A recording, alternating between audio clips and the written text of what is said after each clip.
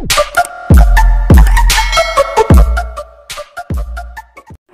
mga master! Welcome back again to our channel. Panibagong araw, panibagong kabanata na naman ang pagsamasamayin natin ngayong araw na ito. At kung bago ka sa ating channel, pali-click ang subscribe button and hit the notification bell para updated kayo sa ating mga susunod na videos. So mga master, bago natin simulan ng ating kabanata ngayong araw na ito, huwag po sana natin skip yung ads mga master, no, dahil malaking bagay na po yan sa ating munting channel. So simulan na natin kabanata ngayong araw na ito. Let's go! Kabanata 601 hanggang 620. Kabanata 601. Sa pagbabasa ng reaksyon ni Jasper, alam ni Dawson na naintindihan ng una ang kanyang mensahe. Paglingon niya, ipapakilala na sana siya ni Dawson kay Conrad nang makita niyang ngumiti ang lalaki at kumaway ng kamay. Hindi na natin kailangang ipakilala, Mr. Schuler. Narinig ko na si Mr. Lane dati. Lumingon si Jasper kay Conrad at nagtanong, ikinagagalak kong malaman na narinig mo ako, Mr. Monty. Mahina hong sumagot si Conrad, ang host ng $1 billion na stocks rescue plan ng Harbor City at ang pagdiriwang napiging para sa pag-aproba na mag-host ng Olympics sa Swallow Capital. Dahil hindi alam ng mga ordinaryong tao ito ay hindi nangangahulugang hindi ko rin alam. Walang gaanong hindi ko malalaman kung gusto ko. At nagkataon na naiintriga rin ako sa iyo. Tinanong ni Jasper si Conrad, maaari ko bang itanong kung ano ang tungkol sa akin na ikinaintriga mo, kung gayon, Mr. Monty. Tumawa ng malakas si Conrad. Nabalitaan ko na ipinadala mo si Zayden sa kulungan. Kalmado ang ekspresyon ni Jasper, ngunit nagulat siya.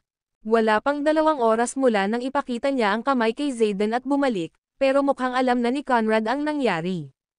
Hindi na kailangang mabigla. I have my ways to know what I want to know. Kalmadong paliwanag ni Conrad na parang sinusuri ang iniisip ni Jasper. Mr. Monty, you sure are knowledgeable, mahina hong pahayag ni Jasper. Napangiti si Conrad. Medyo matagal na akong nag-aksaya ng oras dito, at dahil nandito ka na ngayon, huwag na tayong magpatalo. Tapos na para kay Zayden ngayon, Jasper. Ngunit marami ang nagnanais na panatilihing tahimik ang pangyayari, kaya napunta ako upang makipagtawaran. Ay minimize natin ang damage dito. Hilahin si Zayden sa pangyayaring ito at maipapangako ko sa iyo na hindi ka na niya guguluhin. Tungkol naman sa pagkawala mo, babayaran ko ng 5 beses ang halaga. Conrad then looked at Jasper confidently. Napakahusay nito, at naniniwala siyang walang dahilan si Jasper para tanggihan siya. 5 beses ang pagkawala ko, napakalaking halaga, sabi ni Jasper. Ngayon mas lalo akong na-curious. May something ba sa inyo si Zayden? Bakit kayong lahat ay desperado na ilabas siya sa kulungan? Sa puntong iyon, makumpirma ni Jasper na hindi si Sirius ang kasabwat na natagpuan ng Harbor City para kay Zayden. Ang tunay na kasabwat ay si Conrad. Ito ay may katuturan, kung isasaalang-alang kung paano si Sirius ay walang katayuan o talino na direktang makipag-ugnayan sa mga tao sa Harbor City. Gayunpaman, tumugma si Conrad sa mga katangiang naisip ni Jasper na dapat taglayin ng kasabwat. Ang aktwal na taong gustong suportahan ni Kennedy ay maaaring si Conrad lamang sa halip na si Zayden. Ang katotohanang nagpakita si Conrad ngayong gabi ay sumagot sa huling tanong sa isip ni Jasper. Nang marinig si Jasper, napangiti si Conrad. Bagay sa atin. As if naman pwede. Si Zayden ay hindi naging higit pa sa pinakawalang kwentang pawn sa board. Ano kayang meron siya sa amin? Maging prangka tayo, Jasper. Ang tunay mong kalaban ay ako. Dahil doon, tinitigan ni Conrad si Jasper ng malalim at tumawa. Ikaw ang sangla na inaalagaan ng pamilya Lo sa mainland, habang ako ay sa pamilya Langdon. Si Zayden ay walang iba kundi isang basura. Ganyan siya sa simula, at ganoon siya palagi. Ito ang unang pagkakataon na nakakita ako ng isang taong ipinagmamalaki ang katotohanan na sila ay isang pawn ng iba, komento ni Jasper habang kibot balikat. Haha, at gayon pa man iyon ang katotohanan, hindi ba? Tinuro ni Conrad si Jasper tapos sa sarili niya. Lahat tayo umaakyat, lahat tayo. Ngunit ang pagkakaiba lang namin at ng iba ay habang umaakyat pa sila sa simula, naabot na namin ang isang tiyak na taas. Ang video na ito ay edited by Urban Storytelling. Kabanata 602. Ang mga ordinaryong tao tulad ni Zayden ay walang iba kundi mga pawn sa amin. Habang kami ay mga pawn sa mga taong umakyat ng mas mataas kaysa sa amin. Ang ngiti ni Conrad ay magaan, ngunit ang kanyang mga salita ay nanginginig sa mga gulugad ng mga tao. Hanggat kapaki-pakinabang ka, ito ay nagpapatunay na may kahulugan ang buhay sa mundong ito. Kung hindi ka man lang maging isang pawn, paano ka magiging player? Jasper, oh, Jasper. Mukhang hindi mo pa naiintindihan ang sitwasyong ito gaya ng naisip ko. Pero ayos lang, bata ka pa. Tuturuan ka ng Law family sa takdang panahon kung ano ang dapat mong maunawaan bilang isang sangla. Itinaas ni Jasper ang kanyang kamay para putulin si Conrad at galit na nagsalita, "Tahan na, Mr. Monty. Sa palagay ko ay hindi mo naiintindihan. Hindi ako isang pawn. Bagaman, hindi ako tutol sa mutualistic na pakikipagsosyo sa ibang tao upang umani ng mga benepisyo. Pangalawa, magka-partner kami ng Law family. Kami ay isang alyansa. Hindi ko alam at wala akong pakialam kung ano ang relasyon mo sa pamilya Langdon, pero sino ako para husgahan kung gusto mong maging sangla ng iba? Kailangan kong tanggihan ang alok dahil hindi ako interesado. And as for your claim na ikaw ang kalaban ko, paumanhin sa aking pagiging mapurol, ngunit iniisip mo ito ng malalim. Kahit kailan ay wala akong balak na awayin ka." Ang mga salita ni Jasper ay unti-unting nawala ang ngiti ni Conrad sa kanyang mukha. Ngayong natapos na ang pagsasalita ni Jasper, sa wakas ay mahinahong nagtapos si Conrad. "So parang ayaw mong makipag-bargain, Jasper. Tungkol saan?" Naguguluhang tanong ni Jasper. "Oh, I get it. You mean about Zayden." Simple. Sa iyong panaginip, ang walang pakialam na tingin ni Conrad kay Dawson habang mahinahong magsalita, "Tingnan mo ang magiging manugang mo, Mr. Schuler." Parang kulang siya sa respeto. Marahil ay hindi niya alam kung ano ang kaya ng pamilya Monty sa Southeast Province. "Naniniwala akong responsibilidad mong turuan siyang mabuti." Marahang umubo si Dawson at sumagot, "Mukhang maraming ideya ang mga kabataan ngayon, Mr. Monty. Ako ay isang matandang lalaki na malapit ng magretiro. Wala na akong lakas para gawin iyon, kaya mas mabuting hayaan ko silang lumaban para sa kanilang sarili." Tapos, ngumisi si Dawson at dirdiretsong nagsalita, "Claus, hindi umabot ng ganito ang batang ito dahil may suporta siya. Si Jasper ay lumaban ng husto at mabangis upang makarating sa kung nasaan siya ngayon. Masasabi kong wala siyang gaanong karanasan kaysa sa akin pagdating sa mga digmaang pangnegosyo." Habang ang mga salita ni Dawson ay rinag na rinag, ang mga ito ay dumating na may matinding epekto. Tinusok nila si Conrad at ikinagalit ng lalaki. Mabuti kung gayon. Bumangon si Conrad at malamig na tinitigan sina Jasper at Dawson. Tapos, ninisyan niya, "I suppose negotiation is out of the question now. Ito ay digmaan, kung gayon. Napakagaling. Dito na magtatapos ang usapan natin ngayon. Huwag kalimutan na ang pamilya Monty ay nanindigan ng matatag sa Southeast Province sa loob ng ilang dekada. Ang aming mga ugat ay tumatakbo ng mas malalim kaysa sa iyo. Ako si Conrad Monty, at wala pa akong magagawa sa Southeast Province." Dahil doon, napangiti si Conrad at naglakad papunta sa pintuan ng study. "Please hold on, Mr. Monty," biglang nagsalita si Jasper. Lumingon si Conrad at mahinahong kinausap si Jasper, "Ngayon gusto mong makipagtawaran."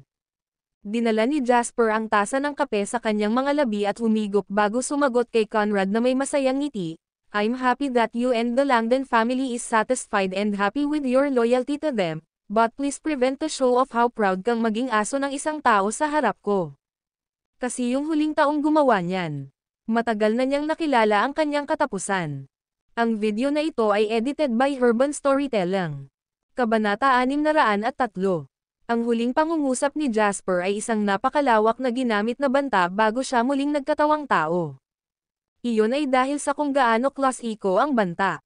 Gayunpaman, noong taong 2001, walang nagsabi ng ganoong bagay. Ipinaliwanag nito kung bakit halos tumawa ng malakas si Dawson nang marinig ang sinabi ni Jasper. Maging ang mga titig ni Conrad ay nagdilim kaagad kahit na palagi niyang ipinagmamalaki ang kanyang sarili para sa kanyang kalmado at kakayahang manatiling walang kibuan numan ang sitwasyon. Sa kabila ng galit, hindi kumilos si Conrad sa galit na naramdaman niya at sa halip ay ngumiti. Sinusubukan mo bang i-provoke ako ng kusa? Tinitigan ni Conrad si Jasper at mahinahong nagsalita. Umiling si Jasper at same time na sumagot, mali ang pagkakaintindi mo. Nagsasabi lang ako ng totoo. Hindi ako katulad ng ibang tao. Ang galit ay hindi magiging sanhi ng pagkawala ng aking katwiran. Kung mayroon man, ang galit lang ang nakakapagpaalis ng isip ko. Malamig at mabangis na ipinikit ni Conrad ang kanyang mga mata kay Jasper, ngunit umikot ang gilid ng kanyang labi. Dahil alam ko na ang mga walang kwentang tao ay hindi karapat-dapat sa aking galit. Tanging ang mga tunay na may kakayahan at bihasang may kakayahang magalit sa akin, kaya kung ano ang iyong nilalaro. Paumanhin pero hindi ito gagana. Dahil doon, hinarap ni Conrad si Jasper at tinapik ang kanyang templo bago tumalikod para umalis. Magpakita ka, please. Katatapos lang magsalita ni Jasper nang isara ni Conrad ang pinto sa likod niya ng malakas. Nawala ang nakaka-relax at casual na ekspresyon na isinuot ni Jasper, na iniwan ang kanyang nakakunot na mga kilay upang makita. Jasper, nakagawa na ng pangalan ang taong ito 10 taon na ang nakakaraan. Mayroong hindi mabilang na mga pamilya na may iba't ibang laki dito sa Southeast Province, ngunit siya lang ang nagtagumpay na palitan ang ulo ng pamilya sa edad na 25. Oo naman, walang gaanong kompetisyon sa pamilya Monty para sa karapatang magmana dahil ang kanyang lolo, ang kanyang ama, at siya ay nag-iisang anak na lalaki. Ngunit ang katotohanan na si Conrad ay nagkaroon ng pag-aproba ng kanyang ama na si Steven ay sapat na patunay sa kanyang mga kakayahan. Dagdag pa, ang lahat ng ari-arian at negosyo ng pamilya Monty ay napakahusay na nakaayos. Wala talagang mapipili. Lumapit si Dawson at tinapik ang balikat ni Jasper. May mga tsismis noon tungkol sa kung paano magandang karma ang pagiging henyo ni Conrad na naipon sa nakalipas na 50 taon. May pag-asa para kay Conrad na pangunahan ang pamilya Monty sa pagiging unang pamilya sa pagitan ng Southeast Province. Walang masama kung ma-stress ka kapag kaharap mo ang ganoong tao. Gayunpaman, umiling si Jasper at tumangala para tanungin si Dawson, Tito Schuler, may isang bagay na iniisip ko sa buong oras na ito. Ano ang gusto ni Conrad sa pagpunta ngayong gabi? Natigilan si Dawson at reflexive na sumagot, hindi ba siya pumunta para palayain si Zayden? Ngumiti si Jasper at sumagot, yun nga ang sabi niya, pero hindi mo ba namalayan?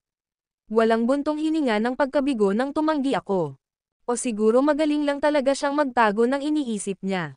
Ngunit gayunpaman, kahit na si Zayden ay isang maliwanag na nawawalan ng dahilan, si Conrad ay handa pa ring ilantad ang kanyang sarili para sa kanya. At upang humiling ng isang bagay na hindi namin posibleng sumang-ayon.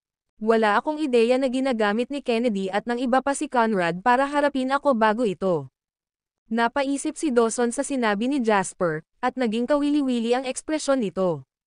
Maliban kung, ito ay isang diversion. Napabuntong hininga si Jasper at nagsalita, wala tayong sapat na lead ngayon, kaya hindi ko mahuhulaan kung ano ang tunay niyang motibo dito. Uncle Schuler, ang dami mong alam tungkol sa Conrad na ito o sa pamilyang Monty na ito. Sabihin sa akin ng kaunti pa tungkol sa kanila. Wala akong ideya kung sino sila. Nang marinig ang sinabi ni Jasper, napangiti si Dawson. Makatuwiran na hindi mo malalaman kung gaano kababa ang profile ng pamilya Monty. Kahit na ang mga ordinaryong tao na nabuhay sa kanilang buong buhay sa Southeast Province ay maaaring nakakakilala sa kanila, lalo pa ang makipag-ugnayan sa kanila. Ang nagtatag ng pamilya ay ang lolo ni Conrad, si Austin Monty, ngunit nabuhay siya ng maikling buhay. Ang kasalukuyang pinuno ng pamilya ay si Conrad.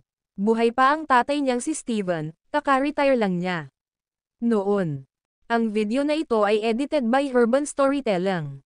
Kabanata 604. Makalipas ang mahigit 1 oras, lumabas si Jasper sa pag-aaral ni Dawson na may time na tingin. Paano nangyari? Lumapit si Wendy at matamang nagtanong. Hindi niya alam kung ano ang nangyari ngayon dahil wala siya sa pag-aaral. Nawala ang bagyo sa itaas ng ulo ni Jasper habang initian niya si Wendy. Walang anuman, ang mapagpanggap na B***starred lang ang nagpasya na pumunta sa aming pintuan at magpakitang gilas. Ano ba yung pinagsasabi mo? Stop being so crude. Halika na, seryoso na ito, hindi nasisiyahang wika ni Wendy. Niyakap ni Jasper si Wendy at naglakad patungo sa kusina. May makakain pa ba? Nagugutom na ako. Hindi ako nakakain ng maayos ngayong araw. Nang makitang ayaw magsalita ni Jasper tungkol dito, nalungkot si Wendy sa kanyang ilong ngunit hindi siya pinilit para sa mga detalye. Pagdating sa mga ganoong bagay, alam niya ang kanyang limitasyon. Pwede ba kitang pakainin? Nagningning ang mga mata ni Jasper at tinitigan ang kaakit-akit na figure ni Wendy bago lumunok. Diretso kaya? Well, hindi ka ba forward ngayon? Napakurap-kurap si Wendy, na hindi pa nakakahabol sa isang biro na magsisimulang mag-trending makalipas ang mahigit isang dekada. Gayunpaman, matalinong ginang si Wendy at napagtanto niya kung saan nakatingin si Jasper. Sa kaunting pag-iisip, naisip niya kung ano ang ibig sabihin ng lalaki. Dahil sa hiya at galit na galit, hinawakan ni Wendy ang kawali at nagsimulang tumakbo kay Jasper para hampasin siya nito. Gusto mo bang mamatay? Papatayin ka ba kung tumigil ka sa pagbibiro sa lahat ng oras? Kuwit. Kinabukasan, sinabihan si Jasper ng isang kakilakilabot na balita pagkatapos niyang magising. Si Zayden Hanks ay patay na. Sa detention center na binabantayan ng husto, nontog niya ang kanyang ulo sa pader at nagpakamatay. Jasper, sinabi ng aming intel na si Zayden ay determinadong mamatay. Hindi lang ang ulo niya ang nontog niya sa pader, pati ang sariling dila niya noon pa ay baka hindi siya mapatay ng katok. Walang sino man sa detention center ang umasa na magpapakamatay siya. May dugo sa sahig nang matagpuan siya kaninang umaga. Nagkaroon ng malaking butas sa kanyang ulo at ang kanyang utak ay tumalsik sa kalahati ng dingding. Hindi siya makilala. Kumakain si Wendy ng almusal kasama si Jasper nang marinig niya ang balita. Nasa bibig pa rin niya ang sunny side up na itlog nang huminto siya at ibinalik ang itlog sa plato. Si Jasper, na umiinom ng soy milk, ay sinulyapan ng masama si Julian. Kailangan mo bang sabihin ito ng detalyado? Napakamot ng ulo si Jasper at inosenteng sumagot, natatakot ako na maapektuhan ang mga deduction mo kapag may nalampasan akong mga detalye, Jasper. Hindi ako detective. Ang paglutas ng mga pagpatay ay kanilang trabaho, hindi sa akin. Napabuntong hininga si Jasper at nagtanong, may bumisita ba kay Zayden kagabi? Tumanggo si Julian. Oo, binisita siya ni Silva Hanks alas 10 kagabi at dalawa pang hindi kilalang dayuhan ang bumisita alas 2 kaninang umaga. Ang dalawang dayuhan ay nawawala ngayon at sinusubukan ng mga opisyal na subaybayan ang mga ito. Pababa, napangisi si Jasper. Anong tapat na gwardya ang nasa detention center? Maiintindihan ko kung ang tatay ni Zayden ang bumisita sa kanya, ngunit ang mga estranghero ay bumibisita sa alas 2 ng umaga. Anong kalokohan ang ginagawa nila? Napangiti ng mapait si Julian, napakahinala ng dalawang dayuhan na yan. At dahil dito, natanggal sa trabaho ang kalahati ng mga gwardya sa night shift kahapon. Isang grupo ng mga inutil na gwardya. Malakas na hinampes ni Jasper ang chopsticks niya sa mesa. Takot si Zayden sa kamatayan, to the point na magmakaawa sa akin para lang mabuhay. Bakit niya papatayin ang sarili sa ganitong trahedya? Baka may nagbanta sa kanya ng mas mahalaga kaysa sa sarili niyang buhay. Maya-maya lang, pumasok sa mga pintuan ang isang katulong mula sa labas. Mr. Lane, may tinatawag na Silva Hanks sa labas na gustong makipag-usap sa iyo. Ang video na ito ay edited by Urban Storytelling. Kabanata 605. Nakasalubong ni Jasper si Silva sa reception room ng villa. Nakilala na ni Jasper ang lalaki noon. Sa kanyang naalala, si Silva ay isang middle-aged na lalaki na may gentleman at eleganteng aura sa paligid. Gayunpaman, ngayon nang muling itinoon ni Jasper ang kanyang mga mata kay Silva, naisip niya kung napagkamalan niyang iba ang lalaking ito. Bahagyang napabuntong hininga si Jasper nang makita ang pagkakayuko sa poster ni Silva at ang magulong puting gulo ng buhok sa ibabaw ng kanyang ulo. Ang aking pakikiramay, Mr. Hanks. Alam ni Jasper na nakatanggap na ng balita si Silva sa pagkamatay ni Zayden. Ngumisi si Silva na may nakakaiyak na ngiti at naglabas ng sigarilyo. Kinapa niya ang kanyang mga bulsa ngunit tila wala siyang mahanap na lighter. Pinindot ni Jasper ang lighter niya sa isang click at inabot niya ang sigarilyo ni Silva. Salamat. Pagkatapos ng mahabang hila, 2 beses umubo si Silva. Binasag ni Jasper ang katahimikan. May dahilan ba kung bakit ka nandito, Mr. Hanks. Magkaaway pa rin sina Jasper at Silva sa halip na magkaibigan kung nabubuhay pa si Zayden. Ngayong pumanaw na si Zayden, ang pagdating ni Silva ay nangangahulugan na nakamove on na ang lalaki sa kanilang nakaraan. Ang pagkamatay ng isang tao ay walang pinagkaiba sa pagkapatay ng apoy. Huminga ng malalim si Silva at yumuko pa. Nakapagdesisyon na ako. Mayroon pa akong higit sa $1,000,000 summer dollars na naipon at sapat na ito para mamuhay ako sa natitirang bahagi ng aking buhay sa kapayapaan. Ginugol ko ang aking buong buhay sa pakikipaglaban para sa katanyagan at kapangyarihan, ngunit nawala ang lahat sa aking anak. Ngayon, wala na ang negosyo ko at nawalan na rin ako ng anak. Tumangala si Silva kay Jasper at malungkot na ngumiti. Nakakaawa ang wakas, hindi mo ba sasabihin? Nanatiling tahimik si Jasper. Hinaplos ni Silva ang kanyang mukha at napabuntong hininga, napaisip. Hindi ko talaga dapat sinasabi sa iyo ang lahat ng ito, ngunit wala akong mahanap na iba pang mapaglalabasan, pasensya na. Ayos lang, pang-aaliw na sabi ni Jasper. I came here with another goal, to inform you of something. Pumunta ako kay Zayden kahapon at ang bata ay talagang galit na galit. Marahil ay alam niyang may mananakit sa kanya, kaya sinabi niya sa akin ang lahat. Ngayong pumanaw na siya, hindi ko na kailangan pang itago ang sikreto. Ang kapatid kong si Sirius ay nakipagsanib puwersa na kay Conrad. Magtutulungan silang dalawa sa pag-atake sa lahat ng mga ari-arian sa ilalim ng pangalan mo at ni Dawson. Ito ay isang pag-atake mula sa lahat ng panig, at ang kanilang pangunahing target ay ang lahat ng mga proyekto ng iyong kumpanya ng real estate sa Southeast Province. Tiningnan ni Silva si Jasper ng mabuti at nagsalita, hindi na kailangang mag-alinlangan o mabigla tungkol dito. Ito ay nasa loob ng kakayahan niya at ni Conrad na pinagsama. Ito ang dapat mong bantayan. Bukod pa riyan, sinabi rin sa akin ni Zayden kagabi na may isang traidor sa 4 na pinakamayayamang pamilya ng Harbor City noong panahon ng krisis sa share market. Ang taksil na ito ay ang pamilyang Langdon. Nakipagtulungan si Wallace Langdon sa mga tusong B***starred mula sa Wall Street.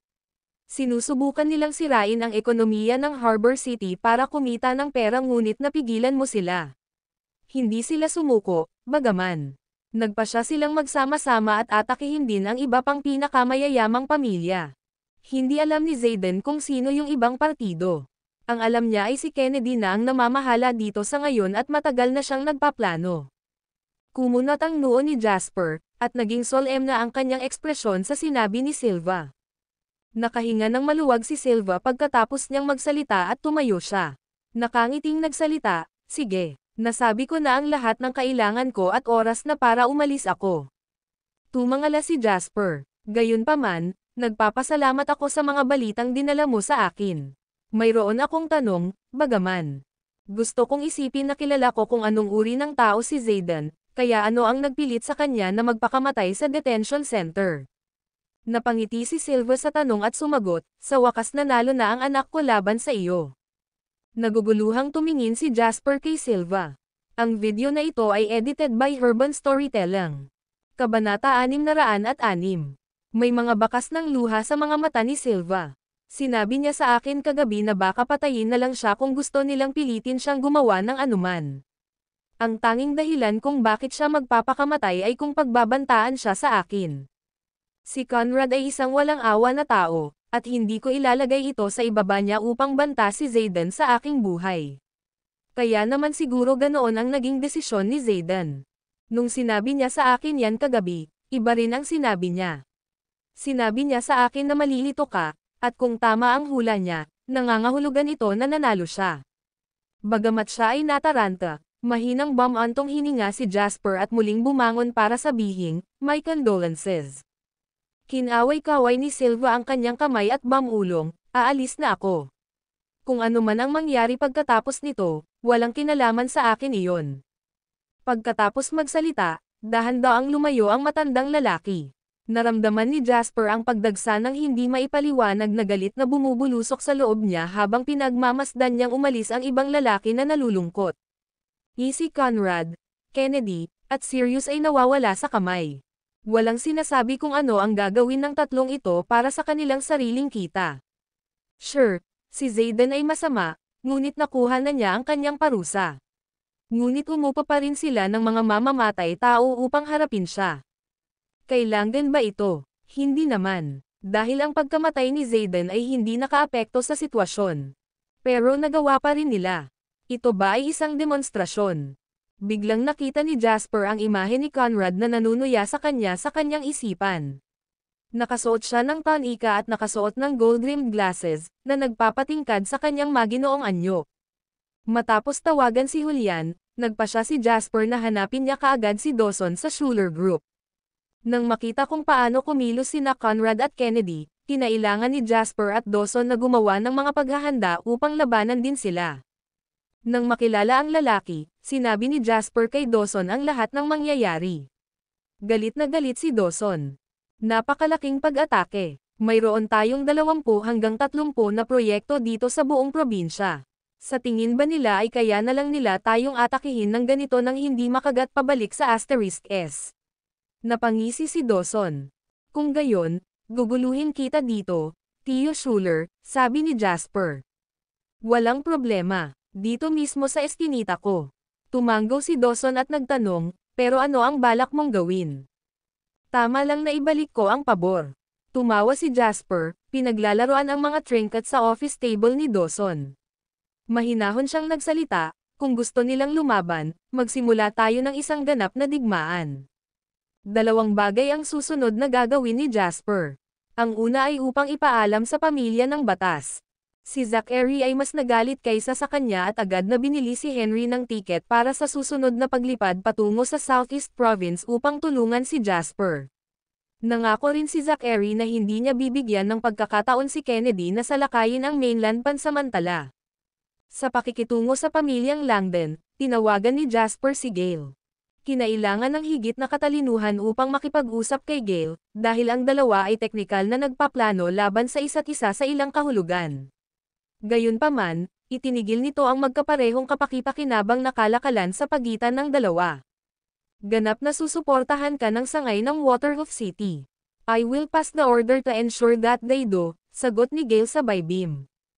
Ngunit gusto ko ang minahan ng aluminyo ng pamilya Monty. Kalmadong sagot ni Jasper, Old Master Hurlbut, hindi ka na binata. Ano ang gagawin mo sa napakaraming pera? Tumawa ng malakas si Gale. Matanda na ako at wala na akong masyadong pera. Ngunit ang mga tao sa ilalim ko ay motivated sa pamamagitan ng mga benepisyo, pagkatapos ng lahat. Siyempre, kaya kong ibigay sa iyo kung gusto mo. Maaari rin kitang bigyan ng malaking halaga ng pondo. Ang hiling ko lang ay 15% ng shares ng JW Capital. Walang pagdadalawang isip na sagot ni Jasper, ang JW Capital ang parent company ng lahat ng iba ko pang subsidiary. Walang paraan para pumayag ako dyan. Makukuha mo ang minahan. I will help you this once, tusong bata. Mag-wild. Ang video na ito ay edited by Urban Storytelling. Kabanata 607. Katatapos lang ng tawag ni Jasper kay Gale nang tawagin siya ni Henry. Ginagagalit ka ba ng pamilya ni Mitch na tanga? Sinimulan ni Henry ang tawag sa isang agresibong tanong. Ngumiti si Jasper. Hindi mo sinasabi. Pero gumaganti kami agad. Ngumisi si Henry. Nainas ako sa Harbor City sa buong bagong taon kaya naisip ko na magiging couch potato na ako. Papunta ako ngayon sa clubhouse. Pupunta ako sa iyo kapag tapos na ako sa trabaho dito. Clubhouse. Tanong ni Jasper. May na-invest si Mitch, hahaha. Nabalitaan ko na medyo masayang lugar iyon, kaya naisipan kong pumunta at makisaya sa kanya. Tawa ng tawa si Henry. Huwag masyadong malayo, galit na wika ni Jasper. Sa kabila ng pagiging tawag nito sa telepono, halos makita ni Jasper kung paano siya kinakawayan ni Henry nang walang pakialam. Relax, masasabi kong ako ang pinakamay kakayahan sa mga mayayamang bata sa Harbor City. At si tatay at lolo ay ang pinakakakilakilabot sa mga mayayamang pamilya. Walang makakapidyo sa akin. Well, hindi ka ba makapangyarihan?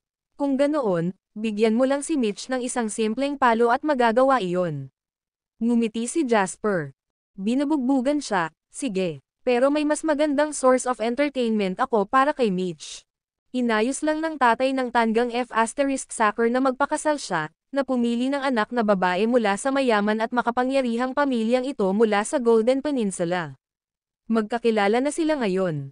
Nagkataon lang, ang F*** na ito ay nakabuntis lang ng isang estudyante mula sa Harvard University 2 months ago.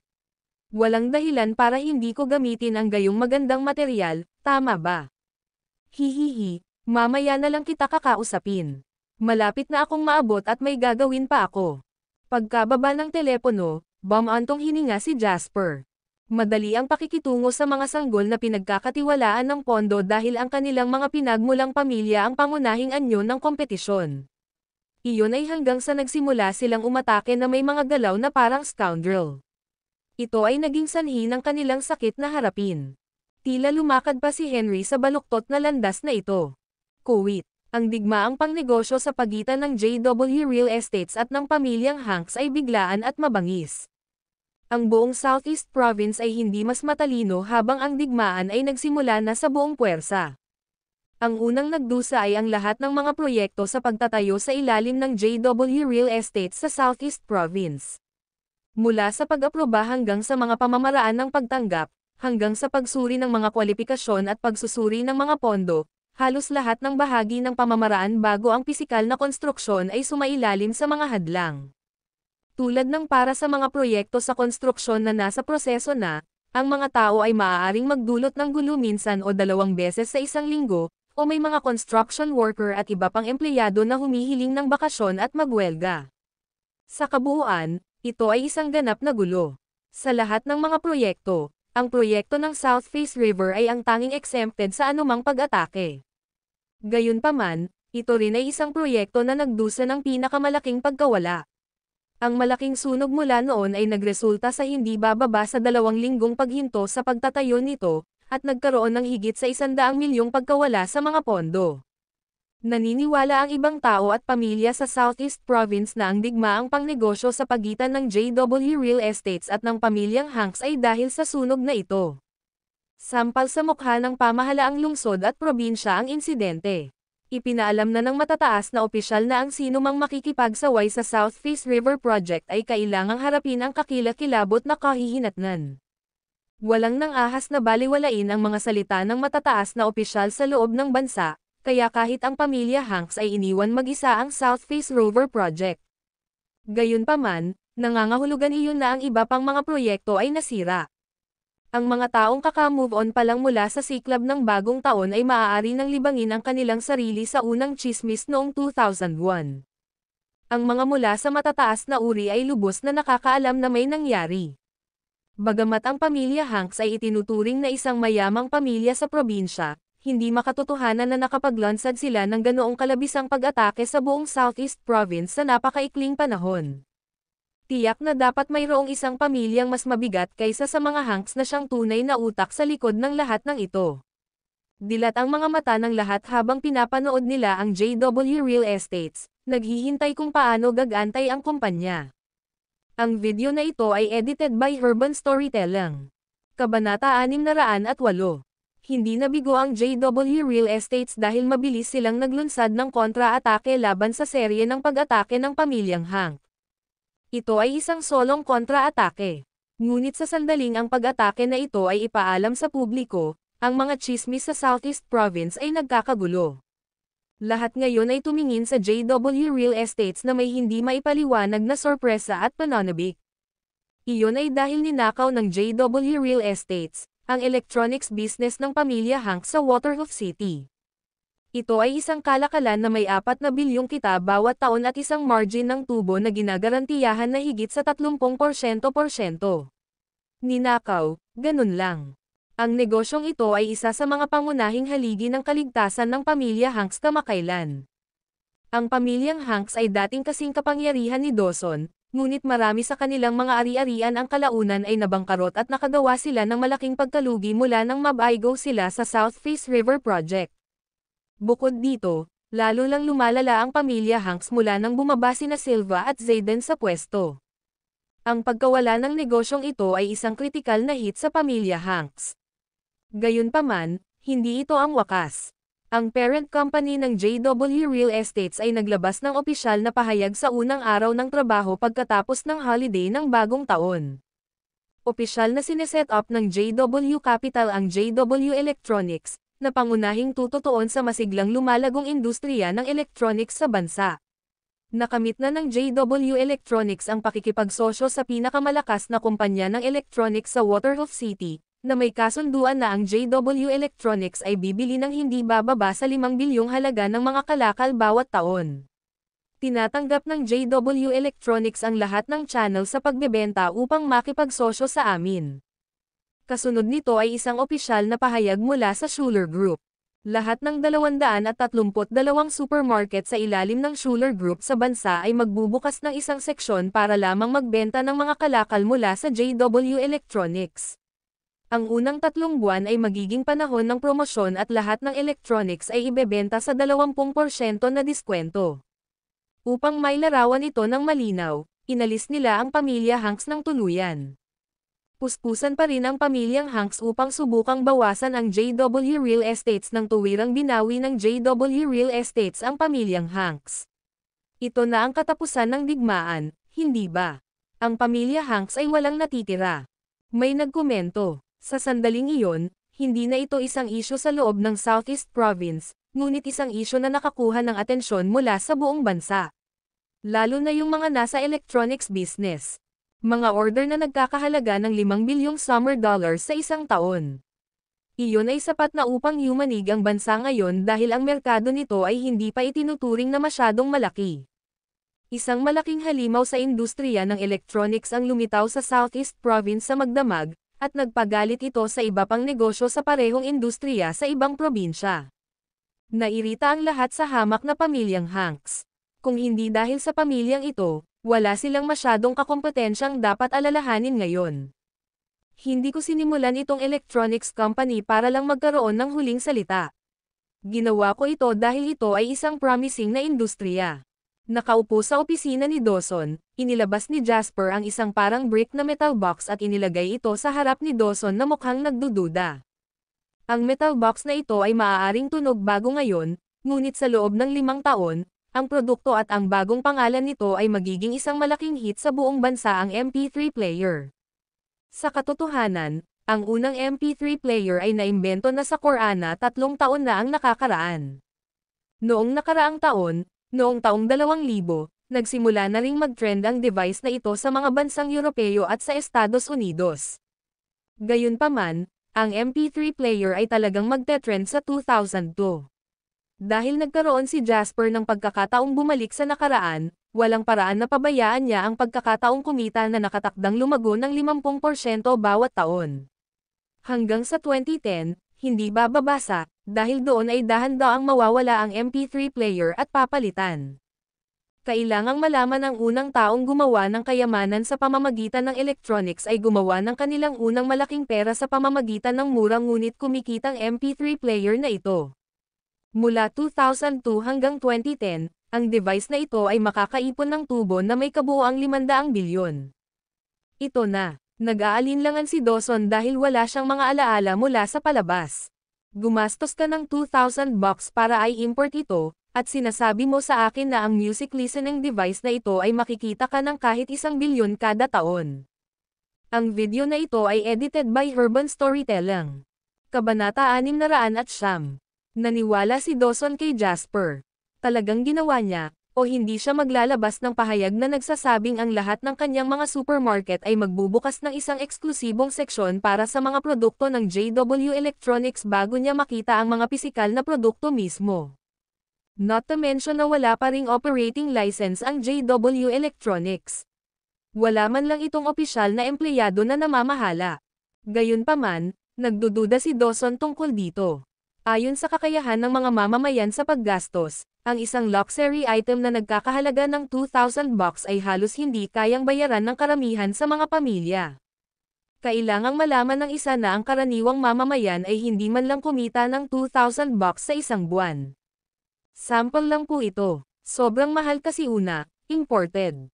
Pangalawa, hindi pa ito ganap na nabuo. Plano kong bumiyahe sa Corana pagkatapos nito at bumili ng kanilang eksklusibong domestic na lisensya para sa piraso ng teknolohiyang ito. Pagkatapos ay maaari nating bawasan ang hindi bababa sa 70% ng laki nito at dagdagan ang panloob na storage nito. Kung tungkol sa pagpepresyo, mabuti, maaari nating bawasan ito ng kalahati. Nang marinig ni Dawson si Jasper, sumagot si Dawson, masyadong mahal pa rin iyan. Malalaman lang natin ang aktwal na gastos nito pagdating ng panahon. Ngunit ang JW Electronics ay gagawa lamang ng mga high-end na produkto. Ipaubaya na lang natin sa iba. Nang makita kung paano tila may perpektong plano si Jasper, hindi na pinag-isipan pa ni Dawson ang isyu. Ibinaba ang brick sa kanyang mga kamay, ngumiti siya. Ang langit ang hangganan. Huwag mag-alala tungkol sa anumang bagay, magkakaroon ka ng lahat ng mga supermarket ng Schuler Group bilang iyong pinakamalakas na channel sa pagbebenta. Tumanggo si Jasper. Sa totoo lang, ang Schuler Group ay may nakakatakot na kakayahan sa pagbebenta.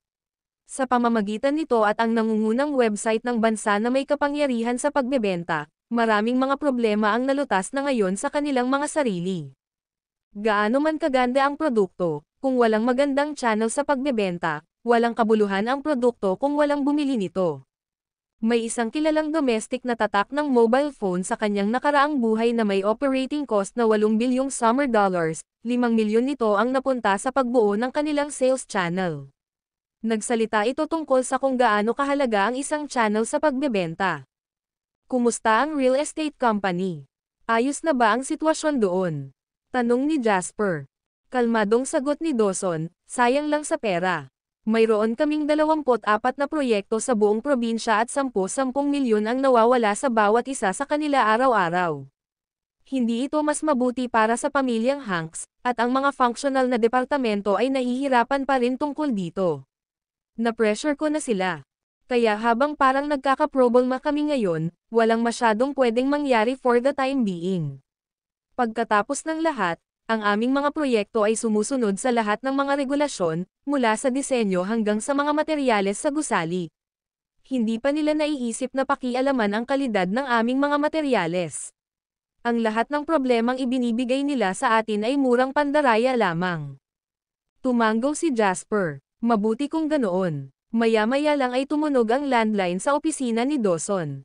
Kinuha ni Dawson ang telepono, at malamang na may sinabi ang kausap nang makita ni Jasper na nanunuya si Dawson bago sumagot, napakalaking sakripisyo. Ang kapirasong lupa sa Flora City ay nagkakahalaga ng hindi hihigit sa 30 milyon. Ang anumang mas mahal ay nangangahulugan na walang kikitain kapag nagsimula ang konstruksyon mamaya. At naniningil sila ng 40 milyon. Maaari nilang makuha ang kapirasong lupa kung gusto nila.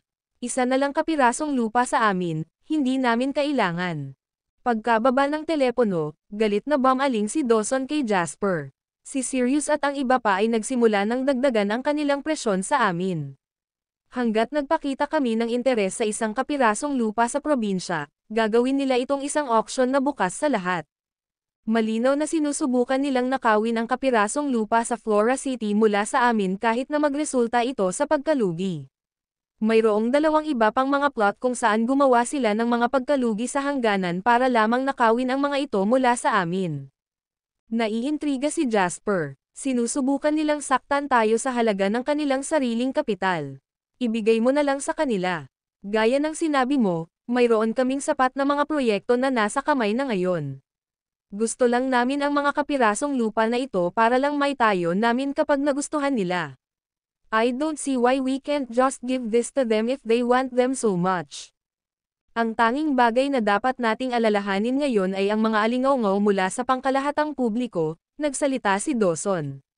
Sila ay mga ignorante lamang na hindi alam kung gaano kalupit ang isang tunay na digmaan sa negosyo.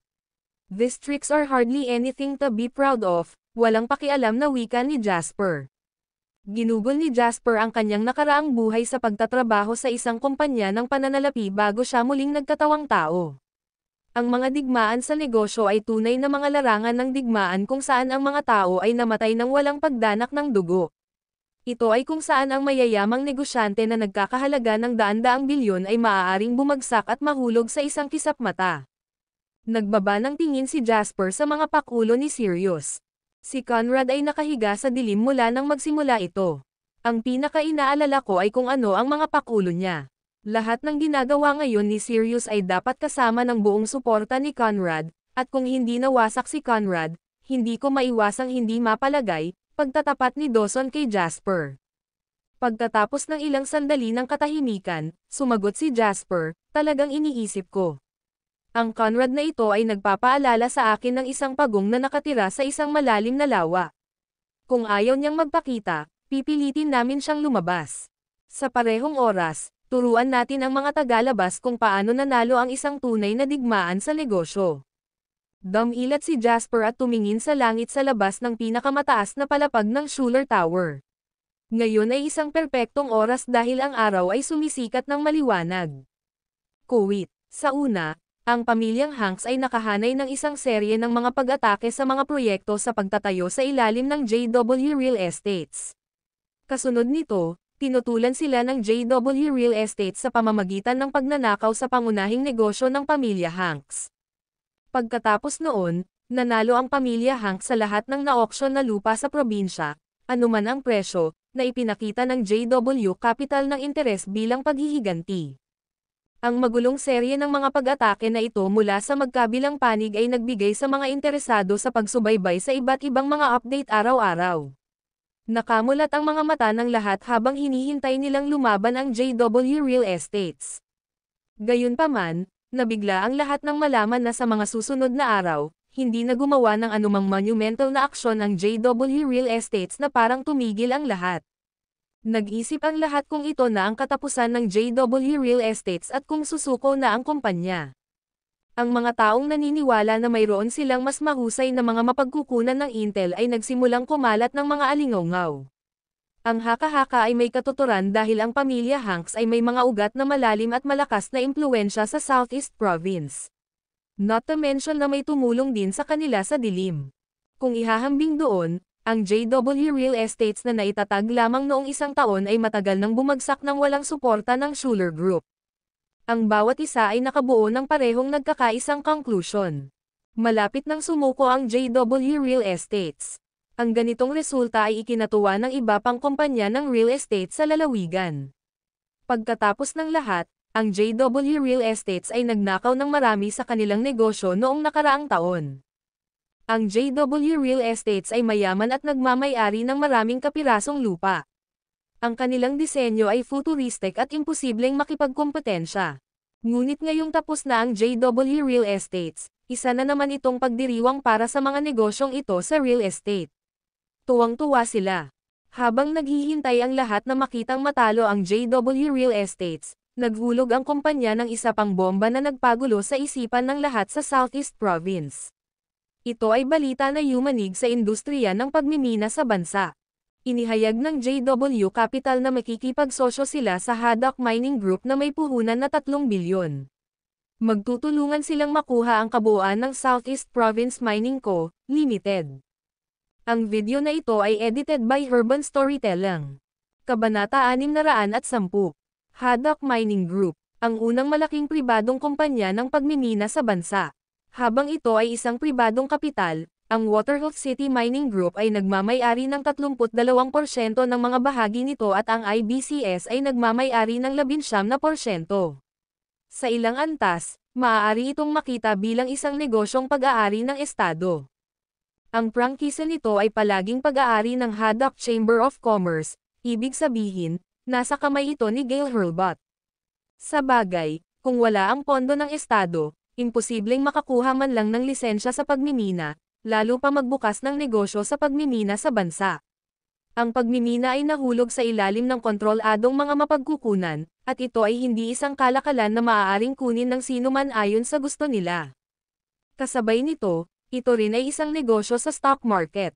Sa sandaling ang JW Capital at Haddock Mining Group ay parehong naglabas ng mga opisyal na pahayag, nagsimulang tumaas ang presyo ng pagbabahagi ng huli. Sa parehong oras sa isang manor sa labas ng Norritos City. Sa marangyang silid, malakas na ibinagsak ni Sirius ang kanyang kamay sa mesa at napaungol ng kawawa. Anong ginagawa ng B***starred na si Jasper? Talaga bang lalaban siya hanggang kamatayan sa atin? Si Conrad ay ang tanging tao sa silid sa tabi ni Sirius, at siya ay kasalukuyang nakatutok sa pagputol ng tabako sa kanyang mga kamay. Pagkarinig sa kanya, mahinahong sumagot si Conrad, "Calm down. Hindi mo ba nakikita ang iyong sarili na katawa-tawa? Nalampasan na natin ang punto ng pagkakasundo noon pa man. O naisip mo ba na hindi ito magtatapos sa isang partido na patay? There's no rule under the sun stating that only we can attack but they cannot counter back. Nagawa lang niyang tamaan ka kung saan masakit sa pagkakataong ito.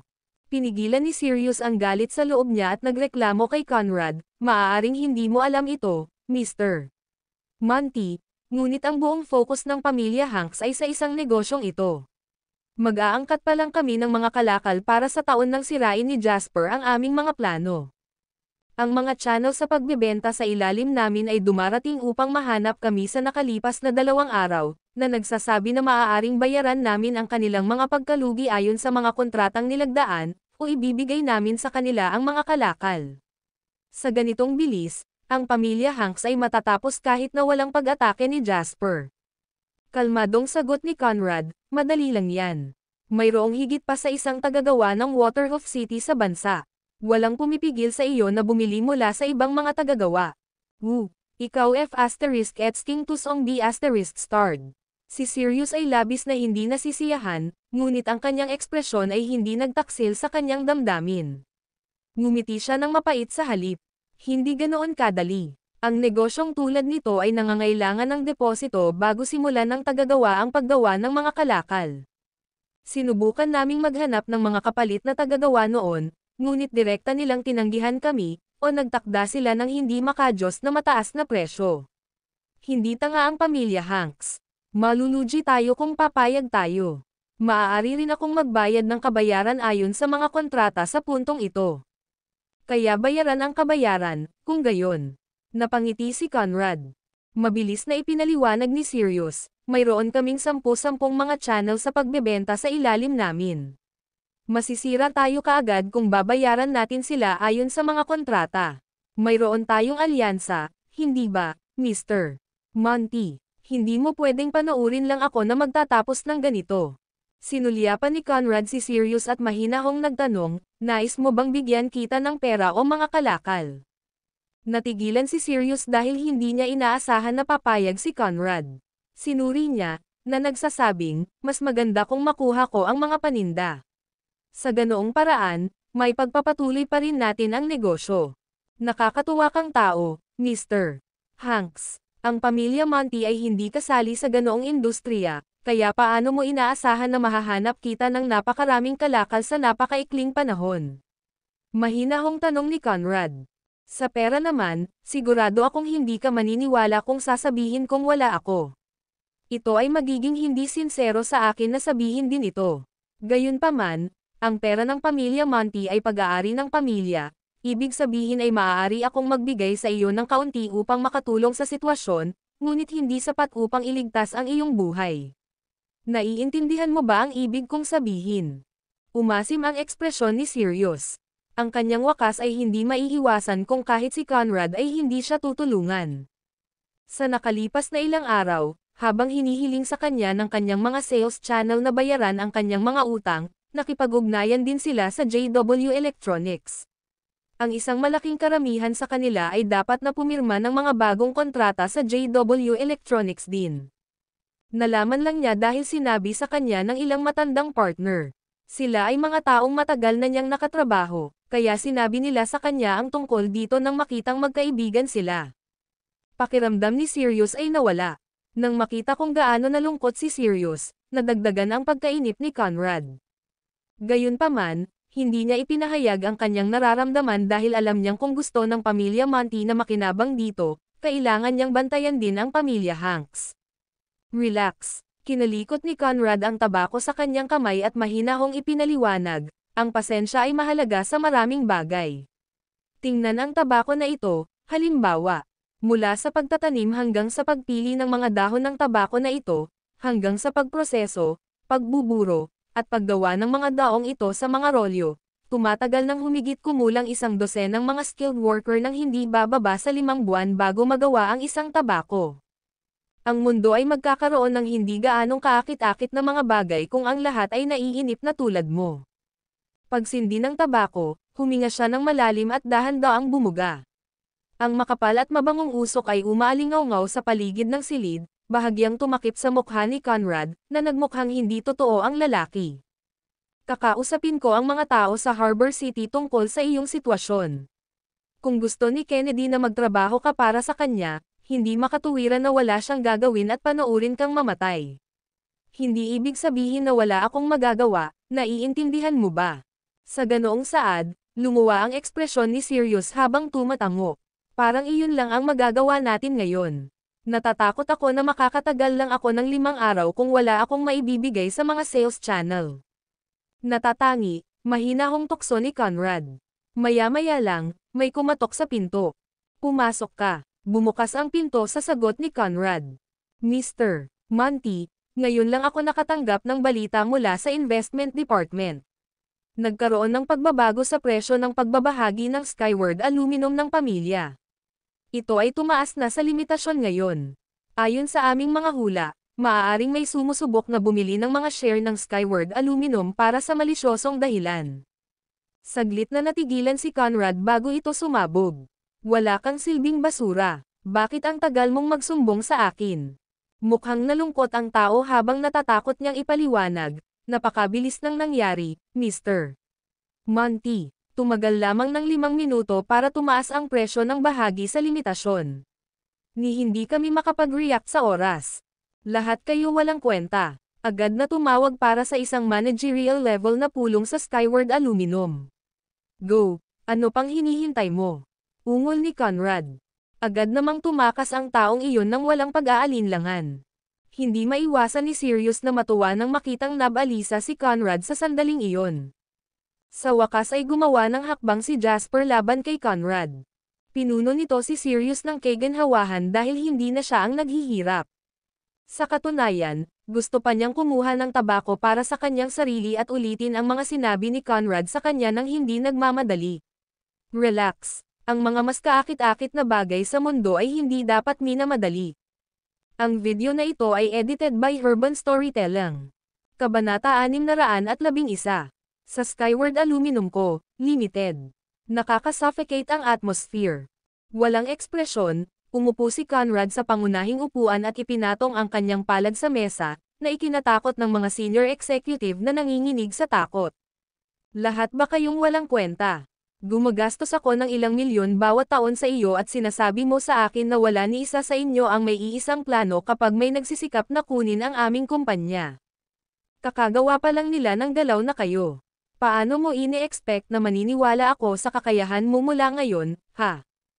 Umalangaw-ngaw sa meeting room ang saway ni Conrad, at tahimik na napatingin ang lahat. Walang nang ahas na salubungin ang mga mata ng kanilang amo sa ganitong kritikal na oras. Nilaibat ng masasamang mata ni Conrad ang meeting room bago sila tuluyang nahulog sa isang kalbong nasa katanghaliang gulang na lalaki. Benjamin, ikaw ang manager ng investment department. Bahagi ito ng saklaw ng iyong negosyo. Gusto ko ng isang ulat na nakasulat kaagad at ibinigay sa akin ngayon, o maaari kang pumunta sa Human Resources Department, tapusin ang iyong sweldo, at umalis. Mukhang nanlumo si Benjamin habang nagsasalita. Pakiusap huminahon ka muna, Mr. Monty. May kakaiba sa mga pondong ginamit para tumaas ang presyo ng share ng kumpanya namin ngayon. Ang ebidensyang nasa kamay namin ay nagpapakita na ang mga pondong ito ay mula sa Harbor City, hindi sa mainland. Kaya't iniisip ko kung ang pagtaas ng presyo ng aming bahagi sa limitasyon ay resulta ng isang mamumuhunan na nagpasya na pumasok sa merkado upang makinabang mula dito. Nakikita kung paano magsasama-sama at makakuha ng JW at Haddock. Ang mga salita ni Benjamin ay nagniningning ng pag-asa sa mga mata ng lahat. Ipinagpalagay ng lahat na ang pagtaas ng presyo ng bahagi ay sanhi ng Jasper at Haddock, kaya hindi nila ito naisip mula sa gayong anggulo.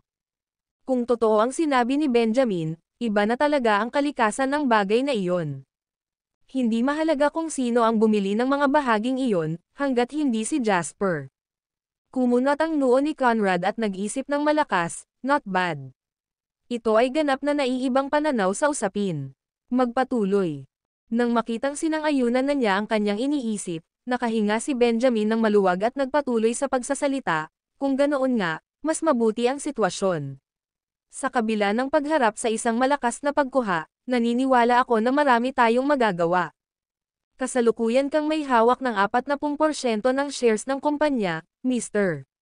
Monty. Ang Southeast Province Mining Co., Limited ay mayroong isa pang 30% na nag-iiwan ng 30% pa sa stock market. Ganito ang sitwasyon ngayon. Mayroon kaming dalawang pagpipilian. Opisyal naming inanunsyo na ang kumpanya ay bumibili ng mga bahagi nito, o makipag-ayos sa Southeast Province Mining Co., Limited upang makita kung maaari naming bawiin ang 1% ng mga share na hawak nila. Kailangan lang nating tiyakin na mayroon kang higit sa 50% na share sa kamay, Mr. Monty. Dahil kahit na mabili ni Jasper ang lahat ng shares at maging isa sa mga shareholders natin, ano ang magagawa niya? Wala naman. Sinasayang niya ang lahat ng kanyang pagsusumikap para lamang mag-advertise para sa amin sa huli. Dagdag pa, kung namamahala kaming bilhin ang aming mga pagbabahagi sa oras na ito, ang aming presyo ng pagbabahagi ay tataas din ng kaunti. Kuwait. Habang ipinatawag ni Conrad ang lahat ng senior executive ng Skyward Aluminum para talakayin ang mga planong gumanti, kasalukuyang nasa video call si Jasper kasama si Jake na nasa malayong lugar sa Harbor City. Ayon sa iyong mga kahilingan, Mr. Lane, gumastos kami ng 1.2 bilyong pondo para bumili ng 3.96% ng mga share ng Skyward Aluminum. Ang Skyward Aluminum sa kabuuan ay may presyo sa merkado na humigit kumulang 30 bilyon. Ang pagbayling ito ay hindi masyadong mahal. Tumanggo si Jasper. Pagtingin sa palengke ng Skyward Aluminum, nagsalita siya, ituloy bukas. Bumili ng maraming shares hanggat maaari. Huwag kang mag-alala tungkol sa pera, may magbabayad nito. Naisip ni Jasper kung gaano kayaman si Gail. Sa kabila ng hindi kailanman naramdaman na siya ay nasira pagkatapos ng reincarnation, hindi maiwasan ni Jasper na matigilan sa sobrang yaman ng matandang ito. Hindi lamang niya inilipat ang mga pondong kailangan para makakuha ng Skyward Aluminum ng maaga, ngunit nangako rin siyang bibigyan si Jasper ng 1% na komisyon pagkatapos gawin ang lahat. 1% ng isang negosyo na may presyo sa merkado na 30 bilyon ay 200 milyon. Sapat na iyon para mapunan ang pagkawala ng kumpanya ng real estate. Dahil ito ay isang kondisyon na napagkasundoan na, napakasaya ni Jasper na makakuha ng naturang komisyon. Tumanggo si Jake bilang pag-unawa at nagsalita, inimbestigahan namin ang istruktura ng pagbabahagi ng Skyward Aluminum at napagtanto na kasalukuyang may pinakamaraming share si Conrad. Siya ay may kabuuang 40%, habang ang natitirang 60% ay nahahati sa pagitan ng Southeast Province Mining Co., Limited, na tumatakbo sa mga pondo ng Estado, at ng pangkalahatang publiko. Sa ganoong sitwasyon, kakailanganin natin ang suporta ng Southeast Province Mining Co., Limited para kunin ang kanilang 30% na shares o hindi ito magiging sapat para makuha natin ito sa pamamagitan lamang ng pagbili ng 30% na bukas sa publiko. Dagdag pa, ang stock market sa ngayon ay nagpapahintulot lamang ng maximum na pagbili na 22%.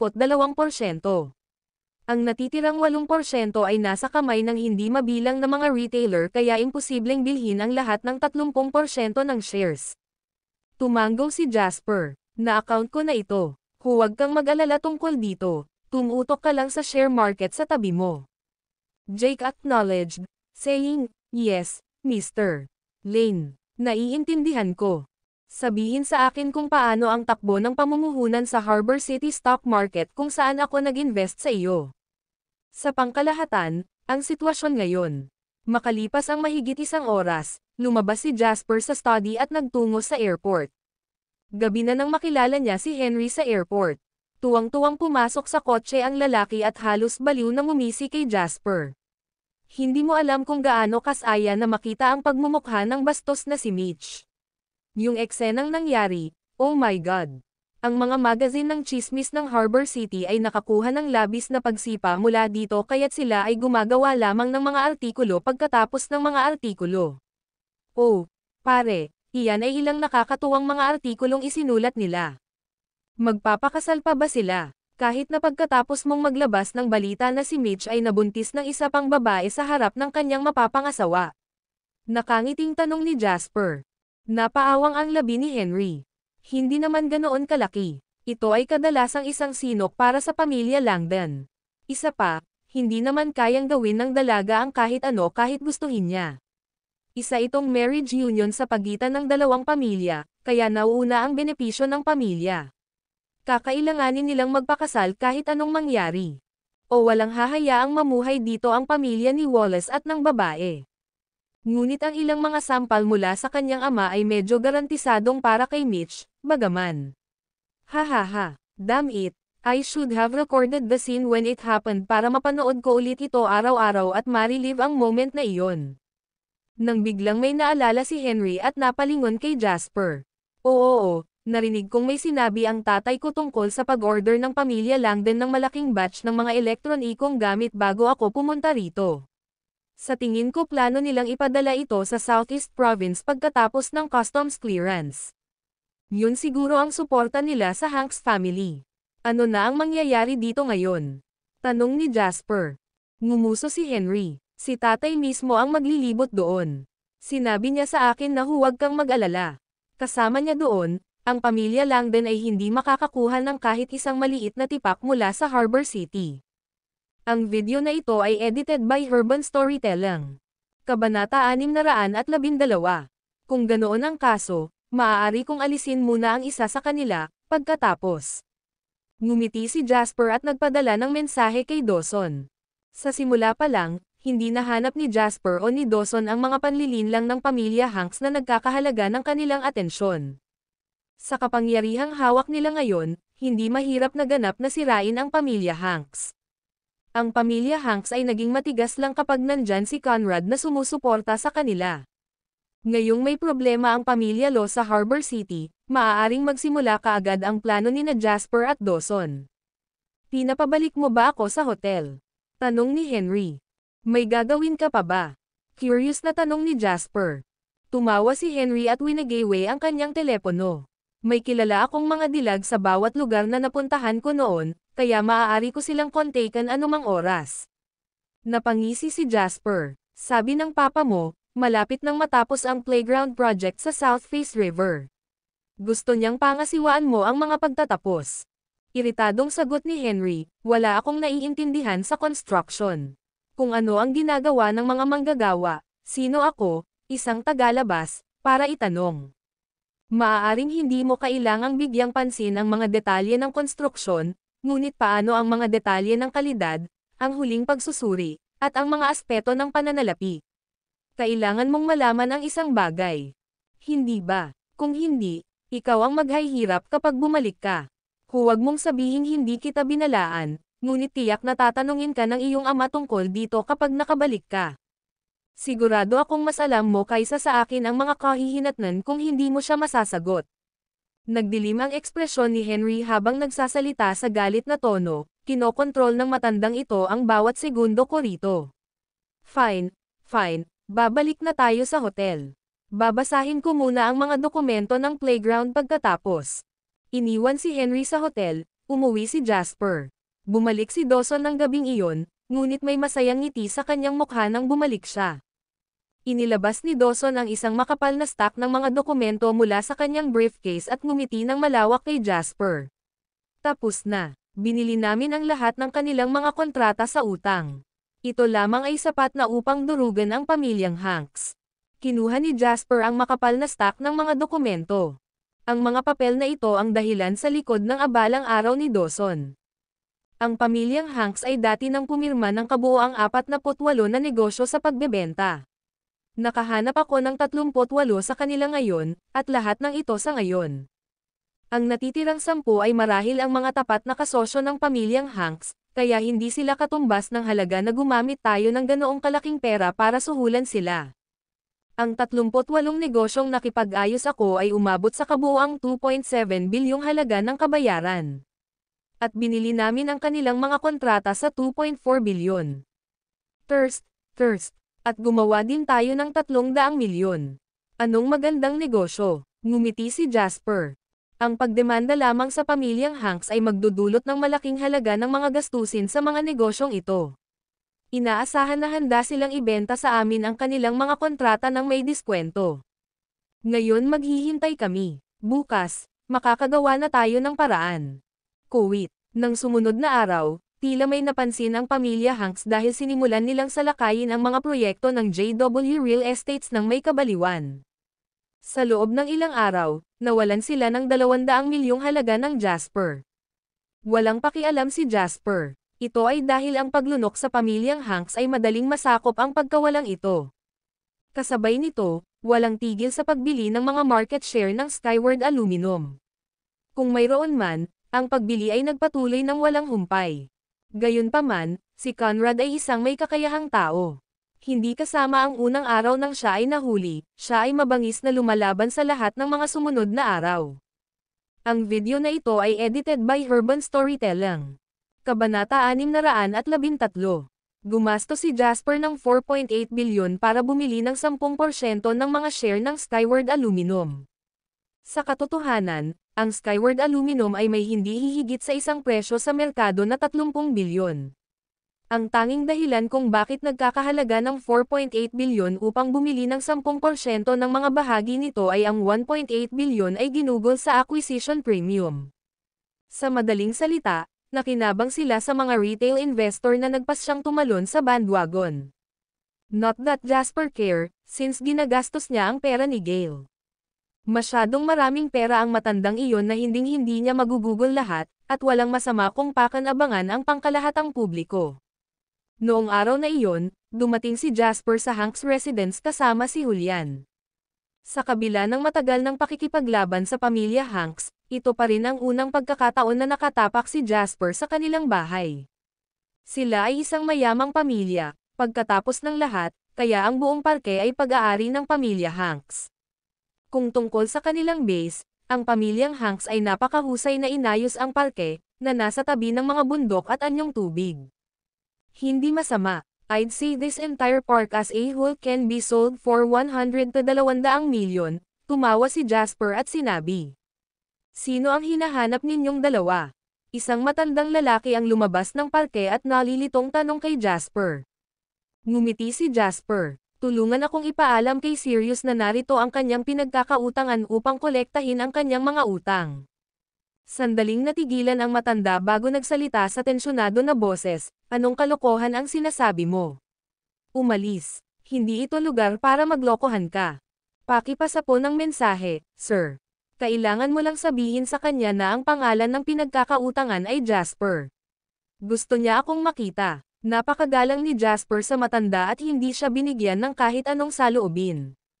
Nang maramdaman ang sitwasyon, sumulyap ang matanda kina Jasper at Julian na may kain na hinala bago tumalikod. Maya-maya pa ay sumugod na naman palabas ang matanda. Mister, gusto kang makita ni Hanks. Pagpasok sa parke, nakita ni Jasper si Sirius na nakatayo sa isang malaking estate. How dare you go to my house, Jasper? Malamig na tanong ni Sirius habang nakatitig kay Jasper. Ito ang tahanan ni Sirius, kung tutuusin, kaya maraming miyembro ng pamilya ang naruroon. Kasama nila ang isang matandang lalaki na puno ng puting buhok ang ulo. Siya ay posibleng isang buong henerasyon na mas matanda kay Sirius. Mayroon ding dalawang nakababatang lalaki na mga kasing edad ni Zayden nang pumanaw ito. Hindi ito yungib ng leon, kaya bakit hindi ako maglalakas loob? Nakangiting tanong ni Jasper. Ang dalawang kabataan ay sina Neville at Dave.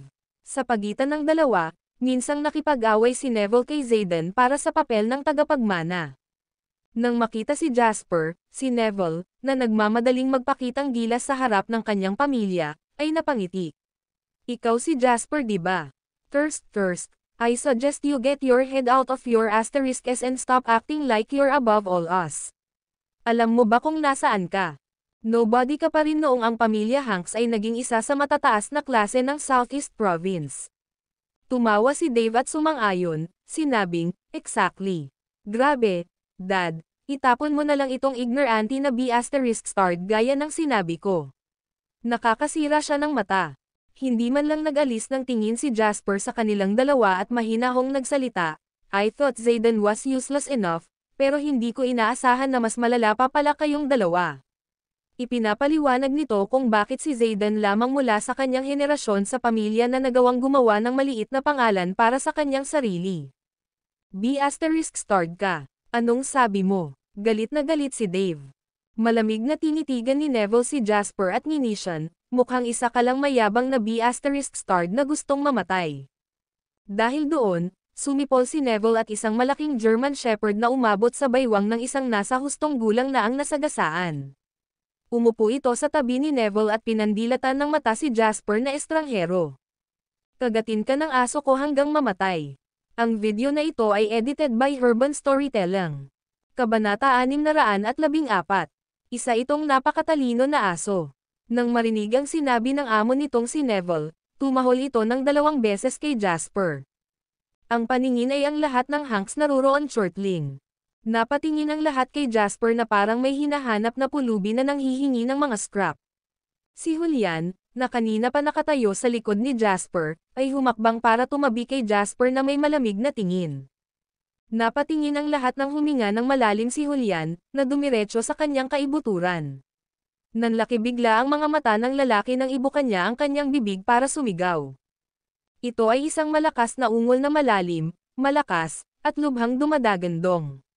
Ipinaalala nito kay Jasper ang ungol ng isang leon sa savanna. Pakiramdam ng lahat ay nanikip ang kanilang mga dibdib habang ang kanilang mga puso ay tila laktawan. Bumibigat ang kanilang paghinga at hindi sila komportable.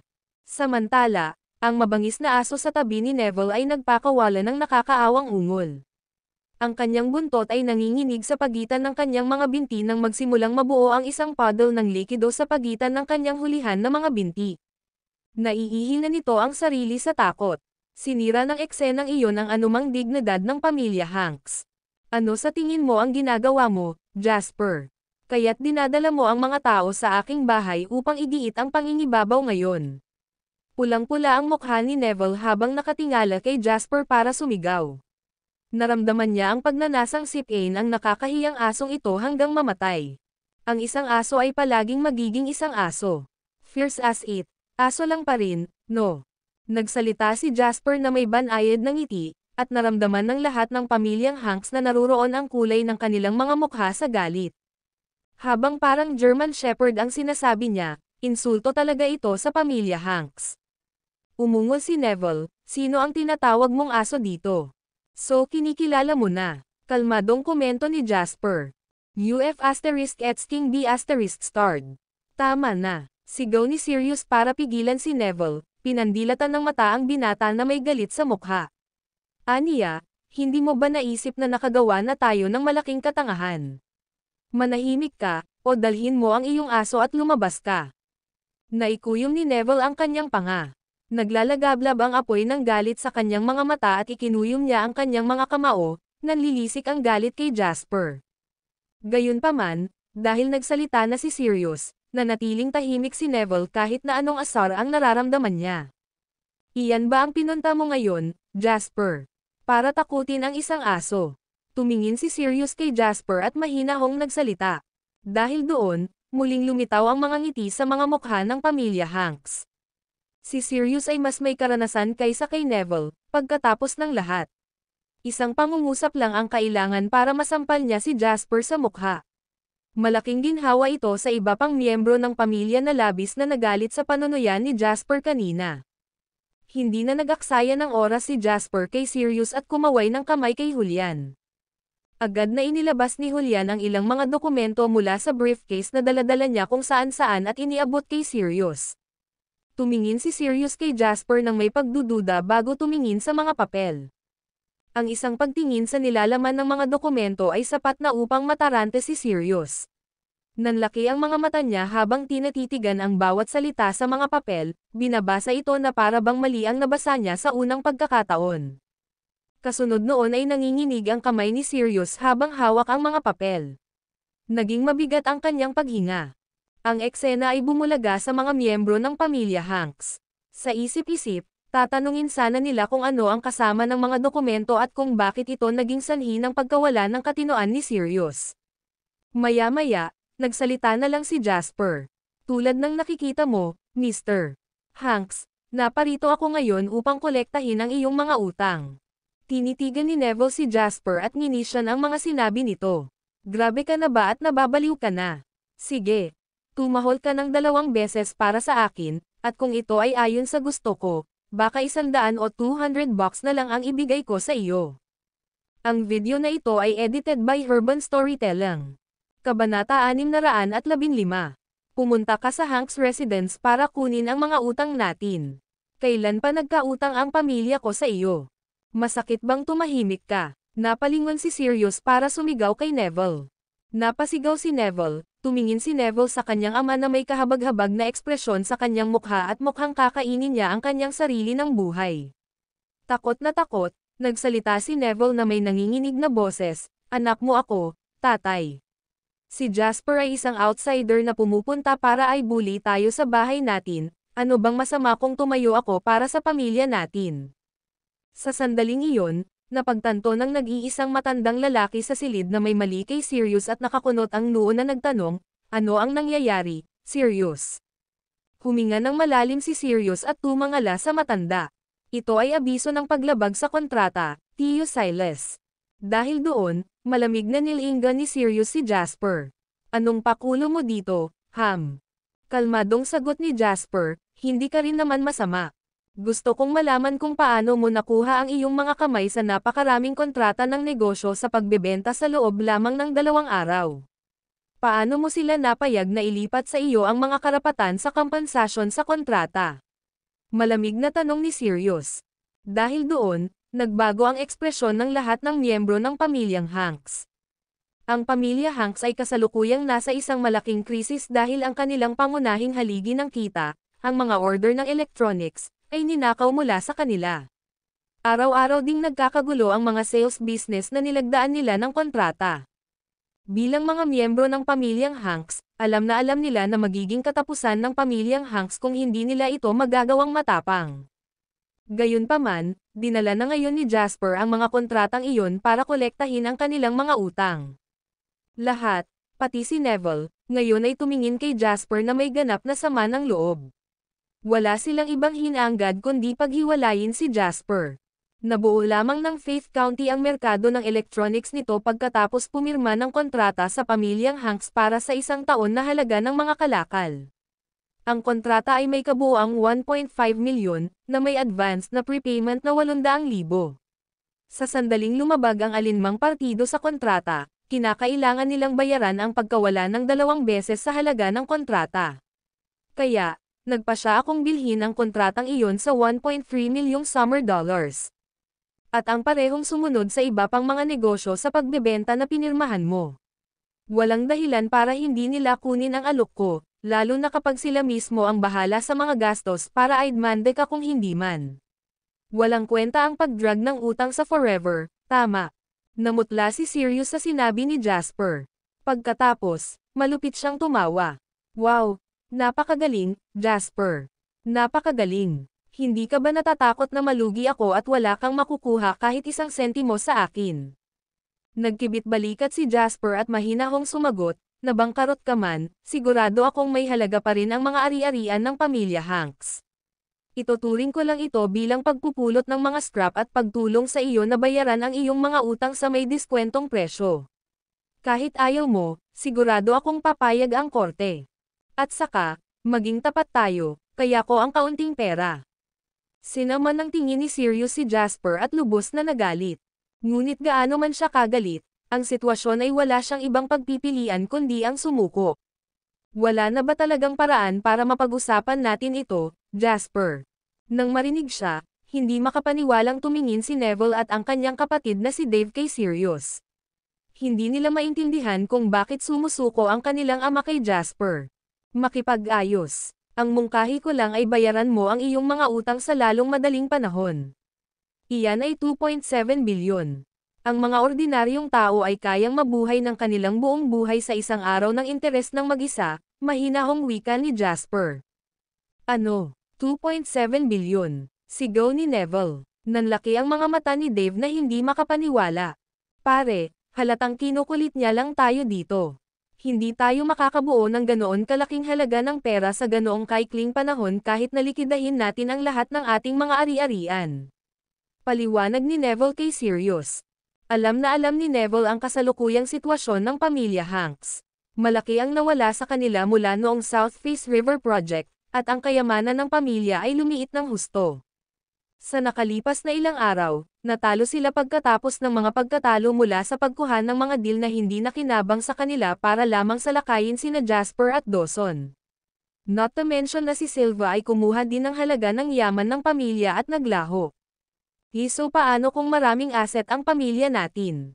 Lahat sila ay side business at maliit na bilang lang ng mga proyekto ang talagang kumikita. Walang paraan na makakukuha tayo ng 2.7 bilyon sa napakaikling panahon para mabayaran ang ating mga utang. Pagkatapos ay liquidate ito. Walang pakialam na nagsalita si Jasper, ang pamilyang Hanks ay may napakaraming asset. Dagdag pa, sa lahat ng pera na mayroon ang bawat miyembro ng pamilya, masasabi kong sapat na ito para bayaran ang inutang mo. Kahit na hindi sapat, maaari nating dalhin ito sa korte. Ang pinakamasamang sitwasyon, ma-blacklist ka. Ngunit ang pamilya Hanks ay napakabigat na ito ang dapat na pinakamaliit sa iyong mga problema, hindi ba? Ang video na ito ay edited by Urban Storytelling. Kabanata 616. Masyado kang malayo, Jasper. Tinitigan ni Dave si Jasper at umungol. Ano ang mali sa isang pinagkakautangan na dumating upang kunin ang mga utang ng aking may utang?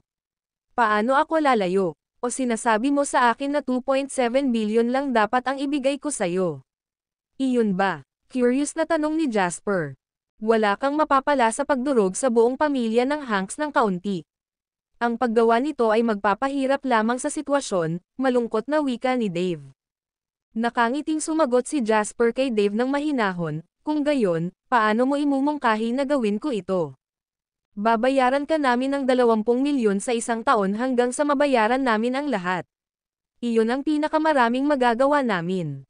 Namilog ang mga mata ni Dave habang nagsasalita. Natawa si Jasper sa mungkahi at tumingin kay Sirius, hindi pinansin si Dave. Mr. Hanks, dapat ko bang kunin ito bilang panghuling desisyon ng iyong pamilya? Daing ni Dave, kausap kita dito. Anong ugali mo? Enough. Biglang nagsalita si Sirius, naputol si Dave. Jasper, hindi ka sinungalingan na hindi ka namin mababayaran ng ganoon kalaking halaga ngayon. Ang pamilyang Hanks ay isa na ngayong kabibi ng dating kaluwalhatian nito. Wala kaming ibang pagpipilian kundi patakbuhin ito sa pamamagitan ng opisyal na pamamaraan kung ikaw ay matibay na babalik sa pera. Iyon lang ang masasabi ko, mahinahong sagot ni Sirius. Ngunit hindi ako naniniwala na iyon ang resulta na nais mong makita. Tumawa si Jasper at lumingon para tanungin si Sirius, may kinalaman ka ba sa pagkamatay ni Zayden? Bahagyang kumunat ang noo ni Sirius kung paano siya tinanong ni Jasper sa halip na sagutin ang tanong niya. Ano bang sinasabi mo? Ikaw ang dahilan kung bakit inilagay si Zayden sa detention center noong una. Nagpakamatay siya dahil hindi niya kayang tanggapin ang katotohanan. Kung mayroon man, ikaw ang direktang sanhi ng kanyang pagkamatay. Malungkot na wika ni Sirius. Mahinahong sagot ni Jasper, nakarating siya, inilagay sa likod ng mga rehas. Pero ni minsan hindi ko naisip na patayin siya. Pagkatapos ng lahat, ito ay isang federal na lipunan na ating ginagalawan. Makabubuti sa iyo na huwag magbulalas ng katarantaduhan. Pero hindi mo man lang sinagot ang tanong ko. Kaya sabihin mo sa akin, ano ang papel na ginampanan mo sa kanyang pagkamatay? Nagdilim ang ekspresyon ni Sirius. Hindi na niya kailangan pang lumingon para malaman na ang kanyang pamilya ay nakatingin sa kanya na may gulat, komplikado, at nalilitong mga tingin. Ako ang higit na naghihirap. I swear, hahanapin ko ang taong pumatay kay Zayd. Di ba sabi mo nagpakamatay siya dahil hindi niya kinaya ang pagkulong ko sa kanya? Ngayon sinasabi mo sa akin na hahanapin mo ang killer na pumatay sa kanya. Hindi mo ba kinokontra ang sarili mo dito? Pinutol ni Jasper si Sirius at nagtanong. Sa pagtatanong ni Jasper, umungal si Sirius na namumutla ang mukha dahil sa galit, what the hell do you want? Maghihiganti ka ba para kay Zayden? Siya at ako ay magkaaway, hindi magkaibigan. Ako ang huling taong tutulong sa paghihiganti sa kanya. Kung tutuusin, dapat nandito ako at pumapalakpak sa tuwa sa katotohanang patay na siya. Ngunit ang pangyayaring ito ay nagpakita rin sa akin kung gaano kalupit at walang puso kayo ni Conrad. Paano mo ini-expect na hahayaan ko ang mga taong tulad mo? Malumanay na nagsalita si Jasper, ginagamot mo ang isang sakit sa pamamagitan ng paggamot sa sanhi nito, hindi ba? Maaaring hindi mo alam ito, ngunit si Silva ay dumating sa akin na may maraming impormasyon pagkatapos na pumasa si Zayden. Nanlaki ang mga mata ni Sirius habang agresibong nagtanong, nasaan siya? Sabihin mo sa akin, nasaan siya? Nagulat si Jasper. Mukhang interesado kang malaman kung saan siya nagpunta. Wala si *T. Kumuha siya ng 600 milyon na cash mula sa pondo ng pamilya nang umalis siya. Ay, walang pagdadalawang isip na wika ni Sirius. Sa kalagitnaan, napagtanto niya kung paano niya nasabi ang isang bagay na hindi niya dapat sabihin. Sa pagtingin kay Sirius na ang mukha ay walang kulay, kalmadong sumagot si Jasper, ang lapit ng relasyon mo sa iyong kapatid. Sinong mag-aakala na ang tinaguriang pamilyang ito ay matagal nang nagkawatak-watek? With that, naglakad si Jasper para umalis at dahan-daang nagsalita, hintayin mo lang ang mga supina mo. Nako, malamang nagsampa na ng kaso ang abogado ko, kaya dapat ay nakakatanggap ka ng notice tungkol sa pagyayelo ng iyong mga ari-arian sa lalong madaling panahon. Nang makitang umalis si Jasper, hindi na napigilan ni Dave at ng kanyang kapatid na si Neville at tumakbo na sila para harangan ang dinadaanan ni Jasper. Kinausap ni Neville si Jasper na may malamig na tingin, ano, ngayon ka lang aalis? Bakit? Nagmamadali ka bang ilipat sa akin ang parke na ito? Mahinahong tanong ni Jasper. Ang video na ito ay edited by Urban Storytelling. Kabanata 617. Huminga ng malalim si Neville. Sa sobrang inis niya ay parang sisabog na siya. Tigilan mo na ang pag-iwas sa tanong, Jasper. Paano kung magaling kang magsalita? Sabihin mo sa akin, nasaan si Silva Hanks? Pumayag naman si Dave. Eksakto. Gusto mo ng pera, hindi ba? Kinuha niya ang lahat ng pera sa pamilya. Hanapin mo siya at makukuha mo ang pera. Ano ang iniisip mo na sasabihin niya sa akin kung saan siya pupunta at kung kailan siya nagpaplanong tumakas? Bahagyang kumunot ang noo ni Jasper. Paano kayong dalawa naging tanga? Masyado kang malayo, Jasper. Hindi na napigilan ni Neville ang galit sa loob niya at itinaas ang kamao para suntukin si Jasper sa mukha. Nakatayo si Jasper na walang ekspresyon sa pwesto at hindi gumagalaw. Lumapit si Julian sa tabi niya at hinawakan ang pulso ni Neville. Bago pa makapagrehistro ang sinuman sa nangyayari, pinitik ni Julian ang kanyang pulso at umalangaw-ngaw sa hangin ang matalim na sigaw ni Neville. Nabali agad ang braso niya. Ang isang young master na tulad ni Neville ay halos hindi makayanan ang gayong matinding sakit. Ang mga luha at uhog ay nagsimulang umagos ng mga sandaling iyon, at hinawakan niya ang kanyang braso habang tumatalon-talon. Bastos na ****. Umiling si Jasper at nilingon si Dave na namumutla ang mukha. Harangin mo rin ba ang daraanan ko? Si Dave ay hindi makagalaw o manatili, kaya nanatili siyang nakaugat sa pwesto. Napuno ng panghihinayang ang kanyang puso habang nagtataka kung bakit siya nagmamadaling lumabas. Wala pang masabi ang kanyang mga nakatatanda, kaya sino ang isang kabataang tulad niya para umarte? Bumalik ka, Dave. Iniligtas ng mga salita ni Sirius si Dave mula sa kahihiyan, at mabilis siyang tumakbo pabalik sa gilid ni Sirius. Tumingin si Sirius kay Jasper na may malalim na tingin at sinabing, nanalo ka na. Tulad ng inaasahan, sinulyapan ni Jasper si Sirius at nagsalita, ang pamilya Hanks ay hindi kailanman nagkaroon ng karapatang sumali sa laro mula pa noong simula. Pero dahil nagpasya kang sumali, tama lang na bayaran mo ang presyo. Nasa labas ang pamilya Hanks. With that, dinala ni Jasper si Julian at umalis sa Hanks residence. Pagkaraan ng mahabang panahon na nakatayo sa pwesto, pinalibutan siya ng mga miyembro ng pamilya ni Sirius at tinanong siya kung ano ang susunod nilang gagawin. Pagkatapos, sa wakas ay sumabog na siya. Tigilan mo nga ako sa pagtatanong kung anong gagawin mo. Hindi ko na alam ang gagawin ko ngayon. Ano pa bang magagawa natin? Nababaliw na kami. Tapos na sa atin. Tapos na para sa pamilya Hanks. Nangangatol na tanong ni Silas, dapat ba tayong humingi ng tulong sa pamilya ni Conrad? Napangisi si Sirius. Ito ay isang malaking halaga ng 2.7 bilyon, hindi 27 milyon. Walang paraan na makabuo kami ng napakaraming pera kahit na mayroon kaming magandang halaga ng mga ari-arian. Conrad has his own issues to deal with already, at hindi ko na siya makontak simula kahapon. Tapon na tayong mga nakasangla, naririnig mo ba ako? Kinilig at sumirit si Silas. Kung gayon, Ano ang dapat nating gawin ngayon? Maghiwalay na tayo. At least kung ganoon, mabubuhay pa rin tayo. Ikinaway ni Sirius ang kanyang kamay. Narinig mo naman si Jasper, diba? Alam kong lahat kayo ay may kanya-kanyang hidden reserves. Kunin ang pera at tumakbo sa abot ng iyong makakaya. Ito ay para sa pamilya Hanks. Dahil doon, naramdaman ng mga miyembro ng pamilyang Hanks na nanginginig ang kanilang mga puso sa kanilang mga dibdib. Parang katapusan na ng mundo sa kanila. Ang video na ito ay edited by Urban Storytelling. Kabanata 618. Ang pagbagsak ng pamilya Hanks ay nagdulot ng kaguluhan sa buong Southeast Province. Ito ay biglaan at sa ilalim ng intervention ng Provincial High Court kung saan ang lahat ng courthouse sa mga lungsod sa antas ng prefecture sa loob ng lalawigan ay mag-iimbestiga sa lahat ng mga ari-arian ng pamilya Hanks. Nang makita ang red tape na nagbuklod sa mga ari-arian ng pamilya Hanks, hindi naiwasang maalala ng mga tao kung paano bulag na inatake ng pamilya Hanks ang mga proyekto ng JW Real Estates. Sa huli, tumayong matatag ang JW Real Estates habang bumagsak ang pamilya Hanks. Hindi maiwasan ng lahat na tumingin sa direksyon ng JW Real Estates. Wala nang nangahas na tignan ang kumpanyang ito. Alam nila na malapit nang tumama ang pagbabago sa Southeast Province. Sa Norte City sa kabisera ng probinsya, sa pag-aaral ng Monty Manor. Nasa baba ni Conrad ang mga kamay habang nakikinig sa ulat ng kanyang nasasakupan. Mr. Monty, ganyan talaga ang sitwasyon ngayon. Lahat ng miyembro ng pamilya Hanks ay nakaalis na sa Southeast Province kagabi. Nakapunta na silang lahat sa ibang lugar at may mga umalis pa ng bansa. Parang tapos na talaga sa kanila.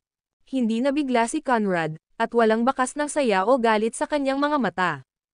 Paano si Sirius? Mahinang tanong niya. Hindi maabot. He's completely dropped off the grid and our people are unable to find any traces of him, maingat na sagot ng nasasakupan. Natatakot siya na ang kawalan niya ng kakayahan na matrace si Sirius ay magalit sa kanyang amo. Pinaghiwalay ni Conrad ang kanyang mga kamay at naglabas ng tabako mula sa kanyang drawer. Pinutol niya ito ng mabuti, nagsalita siya na nakayuko pa rin, hindi mo kasalanan. Si Sirius ay gumugol ng mga dekada sa pagtatrabaho sa Southeast Province, kung tutuusin. Normal lang sa kanya na magkaroon ng ilang paraan para mailigtas ang sarili sa ganoong oras. Kung talagang gusto niyang tumakbo, walang makakapidyo sa kanya. Ipagpatuloy ba natin ang paghahanap sa kanya? Tanong ng nasasakupan, na nakahinga ng maluwag. Hindi na kailangan. Tapos na ang pamilya Hanks. Napabuntong hininga si Conrad nang hindi inaasahan. Kahit ang lalaki mismo ay hindi naalala kung kailan siya huling bumantong hininga, ngunit malamang na ilang taon na ang nakalipas. Nabuhay siya ng may kumpiyansa mula nang gumawa siya ng pangalan para sa kanyang sarili sa murang edad, at wala o sino man ang tila karapat-dapat sa kanyang mga buntong hininga mula noon. Gayunpaman, hindi napigilan ni Conrad na maramdaman ang isang alon ng pagkahapos sa kanya ngayon. Mabigat na suntok ang ginawa sa akin ni Jasper at hindi niya ako binibigyan ng pagkakataon na huminga. Dapat ba tayong humiram ng pera upang matulungan ang pamilyang Hanks sa ganoong oras? Pagkatapos ay tiyak na matatalo tayo pagdating sa mga share ng Skyward Aluminum. Na-foresee na niya na hindi namin ibibigay ang Skyward Aluminum para lang matulungan ang Hanks family, kaya wala akong ibang choice kundi ang tumama. I have to say, masakit itong tamaan. Ipinatong ni Conrad ang palad niya sa mahogany table habang nagsasalita, at may malamig na kislap na kumikinang sa kanyang mga mata. So paano kung ito na ang katapusan ng pamilya Hanks? Pinatuyo na namin ang mga ito para magamit sa amin pa rin.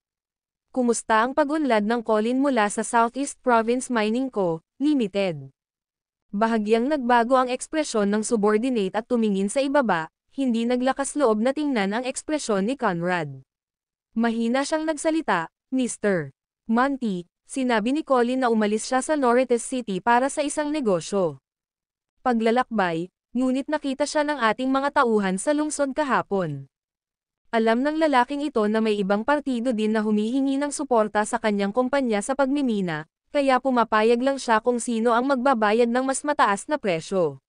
Malamig na wika ni Conrad. Tawagan mo siya ulit. Sabihin sa kanya na tinatrato ko siya sa isang pagkain at tanungin kung libre ba siyang makipag-usap. Kung hindi siya makababa sa lungsod, Hahanapin ko siya kung nasaan siya. General manager lang siya. Makakahanap tayo ng ibang papalit sa kanya kung ayaw niyang makinig. Kahit anong mangyari, hindi ko hahayaang makuha ni Jasper ang mga kamay niya dito. Mabilis na sumagot ang nasasakupan, oo, naiintindihan ko. Sige na. Sa pamamagitan ng isang kaway ng kanyang kamay, si Conrad ay nagkaroon ng subordinate leave. Bumalik ang kapayapaan sa pag-aaral, at naglakad si Conrad patungo sa bintana habang nasa likod ang mga kamay. Nakatitig sa bagong usbong na damo sa ibaba, bumulong-bulong siya, ang taong 2001 ay tiyak na puno ng kahirapan. Kuwait, sa isang hotel, kasalukuyang nagpapakain si Jasper sa isang tao. Ito ay walang iba kundi ang pangkalahatang tagapamahala ng Southeast Province Mining Co., Limited, si Colin Walter. Kahit na si Jasper ang nag-host, ang pangunahing karakter ng gabi ay si Henry sa halip. Ang munting brat na ito ay talagang nagbigay ng sorpresa kay Jasper. Heto, isang toast para sa iyo, Mr. Lo. Itinaas ni Colin ang kanyang baso ng alak at tumayo, bahagyang nakasandal habang magalang na nagpahayag. Napangiti si Henry habang kinakatok ang baso ni Colin. Huwag mag-alala tungkol sa mga negosyo ng iyong anak na babae at manugang sa Harbor City, Mr. Walter. I'll call them in a bit at ilagay ang pangalan ko. Sisiguraduhin kong malaki ang kikitain nila. Agad na nagliwanag si Colin. Mr. Lo, nabuhay ako ng higit sa kalahati ng aking buhay at ang pinakamahalagang bahagi ng aking buhay ay ang aking anak na babae. Hindi ako masyadong outstanding, kaya pinadala ko siya at ang asawa niya sa Harbor City. Hindi madali para sa mga taga-mainland na maghanap buhay sa Harbor City, at lubos akong nagpapasalamat kung maaari mong bantayan sila, Mr. Lo. Binigyan ni Henry ng kakaibang tingin si Jasper nang marinig niyang sinabi ni Colin na mahirap para sa mga taga-mainland na maghanap buhay sa Harbor City. Huwag kang mag-alala, nangako na ako na tutulungan kita. Ngumisi si Henry at saka masiglang nagsalita, pero tungkol sa sitwasyon ng kaibigan ko. Ano sa tingin mo ang dapat nating gawin tungkol dito? Bahagyang nagbago ang ekspresyon ni Colin habang nakangiting nakatingin kay Jasper. With a conflicted look on his face, he replied, Mr. Lo, Mr. Lane, hindi ko sinusubukan na tanggihan ka, ngunit wala talaga akong magagawa. Dapat mong malaman na kahit ako ang general manager ng mining company, hindi ko pa rin ito kumpanya. Ang mga nakatataas ang nagdedesisyon kung ano ang mangyayari at sinabi na nila sa akin na mananatili kaming walang kinikilingan sa sitwasyon ni na Mr. Lane at Mr. Monty. Pareho kayo ni Mr. Monty ay mabibigat na lalaki, Mr. Lane. Isa lang akong nabubuhay sa sweldo. Hindi ko kayang masaktan ang sinuman. Agad na nagdilim ang ekspresyon ni Henry sa sinabi ni Colin. Isang bihirang pagkakataon na naipakita niya ang kanyang mga kakayahan sa harap ni Jasper, ngunit ang asterisk S-shoal na ito ay malapit na siyang sirain. Ngayon, ito, Mr. Walter, ayoko nang marinig. Huwag hilahin ang mga nakatataas sa ating pag-uusap ngayon. Nangako akong tutulungan ang anak mo at ang asawa niya, kaya gagawin ko. Wala akong reklamo, but the moment I ask you for a bit of help, you start giving me excuses and whatnot. Minamaliit mo ba ang kakayahan ko? Ang mga taong tulad ni Henry ay higit na nakipag-ugnayan sa iba pang malalaking shot. Kahit na sa mga sitwasyon kung saan ang pag-iral ni Henry ay hindi gaanong mahalaga, siya ay mas mabigat pa rin kaysa sa mga walang katulad na tulad ni Colin. Ang mga salita ni Colin ay nag-alab din sa layaw ni Henry sa sandaling iyon at siya ay sumabog. Tingnan mo, walang kwenta ang magsabi ng kalokohan ngayon, kaya diretso lang ako sa punto at sasabihin ko sa iyo kung ano ang mangyayari. Kung mangangako kang tumulong, magiging masaya ang lahat at ipinapangako ko na ang iyong anak na babae at ang kanyang asawa ay mamumuhay ng isang sopistikadong buhay na karapat-dapat sa mataas na uri. Alam mo ang background ng pamilya ko, kaya sigurado akong alam mo na may kapangyarihan akong gawin iyon. Pero kung wala na talaga ito sa iyong mga kamay at wala kang maitutulong, ayos lang din. Hindi ko gusto ang pagpilit sa mga tao na gawin ang mga bagay. Ngunit hindi ko rin maipapangako kung ano ang mangyayari sa iyong anak at manugang sa Harbor City. Gaya ng sinabi ko ngayon lang, I have the power to make anything happen. With that, pumalakpak si Henry sa mahigpit na balikat ni Colin habang nakangisi. Naiintindihan. Ang video na ito ay edited by Urban Storytelling. Kabanata 619. Ano ang mga sanggol ng trust fund? Si Henry ang epitome ng isa. Magtrabaho para sa akin, at gagantimpalaan kita. Gayunpaman sa sandaling hindi mo magawa ng maayos ang iyong bahagi, guguluhin kita. Bagamat ito ay maaaring tunog tulad ng isang simpleng piraso ng loika, ito ay sa katotohanan ay puno ng amo at pagmamataas. Hindi sila natakot maghiganti. Sa katunayan, malugod na tinatanggap ang paghihiganti.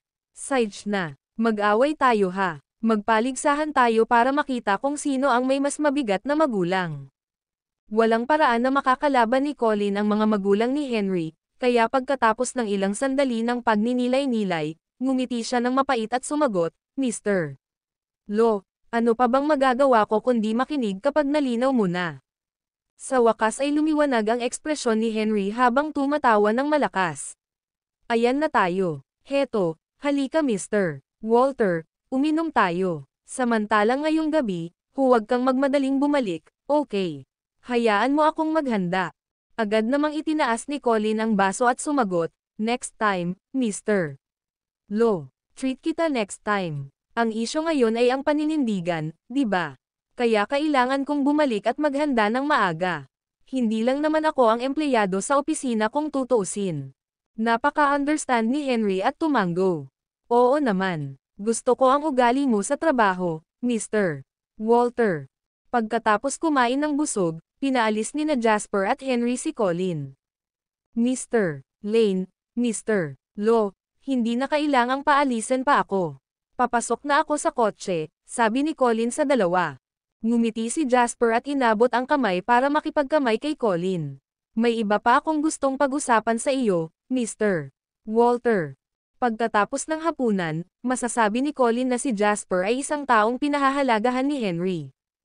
Kahit na hindi ito ang kaso, si Jasper ay hindi isang taong kayang masaktan kung isasaalang-alang ang prestihiyo ng una sa Southeast Province. Kaya, magalang na sumagot si Colin, sabihin mo, Mr. Lane, nakikinig ako. Para rin ito sa kapakanan mo, Mr. Walter. Ngumiti si Jasper at nagsalita, kung tama ako, tiyak na kinokontakta ni Conrad nitong mga nakaraang araw, di ba? Ngumiti ng mapait si Colin. Sa totoo lang, walang alinlangan na pipiliin ni Colin si Conrad kung ito ay isang pagpipilian sa pagitan niya at Jasper. Ang pag-iral ni Henry at ang paghawak niya sa pamilya ng kanyang nag-iisang anak na babae ang kailangan niyang tanggapin. Talaga, ngunit huwag mag-alala, Mr. Lane. Siguradong hindi ko na siya taken in the future, pangako ni Colin. Sa halip ay umiling si Jasper at sumagot ng makahulugang, sa totoo lang, ang gusto kong sabihin ay mangyaring huwag mag-atubiling sumang-ayon sa anumang kahilingan ni Conrad sa iyo, Mr. Walter. Ang pamilya Monty ay kilalang-kilala sa Southeast Province at natatakot ako sa iyong posisyon kung sakaling masaktan mo siya. Nang marinig si Jasper, natigilan si Colin. Sa totoo lang, kung maaari, naging bukas si Colin sa ideya na huwag gawin ang mapanganib na tungkulin bilang pangkalahatang tagapamahala ng kumpanya ng pagmimina. Ang pagiging isang simpleng pinuno sa ibang kumpanya ay mas mahusay na pagpipilian. Gayunpaman, dinagsa ng mga salita ni Jasper si Colin ng pakiramdam na hindi niya kailanman naramdaman sa mahigit kalahati ng kanyang buhay sa pagtatrabaho sa sistema. Anong ibig mong sabihin, Mr. Lane? Tulalang tanong ni Colin. Ngumiti si Jasper. Matalino kang tao, Mr. Colin. Sigurado akong naiintindihan mo kung ano ang sinusubukan kong sabihin. 2 araw, higit sa lahat. 2 araw pa at matatapos na ang lahat ng ito. Ipinapangako kong ibabalik ko ang pabor kapag natapos na ang lahat ng ito, Mr. Walter. Tumingin si Colin kay Jasper ng matalim na tingin. Bago ito, ang dahilan kung bakit siya pumayag na tumayo sa panig ni Jasper sa insidente ng Skyward Aluminum ay dahil sa takot niya sa mga banta ni Henry. Gayunpaman, ngayon ay tunay na naniniwala si Colin na ang tinatawag na henyo mula sa Southeast Province na lumilitaw minsan bawat kalahating siglo ay maaaring tunay na itapon mula sa kanyang mataas na kabayo ni Jasper. Kahit anong mangyari, kailangan pa rin ni Colin na magdesisyon. Natural, siya ay tatayo sa panig ni Jasper dahil ang mga posibilidad ay pabor sa kanya. Naikuyom ni Colin ang kanyang panga at nagsalita, alam ko na ang gagawin, Mr. Lane. Nakangiting pinagbuksan ni Jasper ang pinto ng sasakyan para kay Colin na nagpasalamat sa kanya nang nakayuko bago sumakay sa kotse. Habang pinagmamasdan ang paglalaho ng sasakyan ni Colin sa malayo, biglang napabuntong hininga si Henry. Anong mali? Tanong ni Jasper. Moherf asterisk sacker. Grabe. If not for the fact that it'd obstruct your plans, I really wish he'd say no. Ang bilang ng mga tao na nanganganib na hindi ako igalang ngayon ay lumiliit. Ang daming duwag. Tila hindi na malaya ni Henry kung gaano ka-arrogant at pagkairita ang kanyang mga salita. Pagkatapos, lumingon si Henry para tanungin si Jasper, sabi mo matatapos mo ito sa loob ng 2 araw. Sinadya mo. Ngumiti si Jasper. Bakit? Interesado ka rin ba dito? Ngumisi si Henry, na nagsasabing, maraming beses na talaga akong sinabihan ng tatay ko noon na ang pinakamahalagang bagay na dapat kong matutunan sa iyo ay hindi kung paano kumita kundi kung paano kalabanan ang mga tao. Mas importante yon kaysa kumita. Mayaman ang pamilya ko, hindi ko na kailangan pang magtrabaho at imposible pa rin na gastusin ko lahat ng pera namin.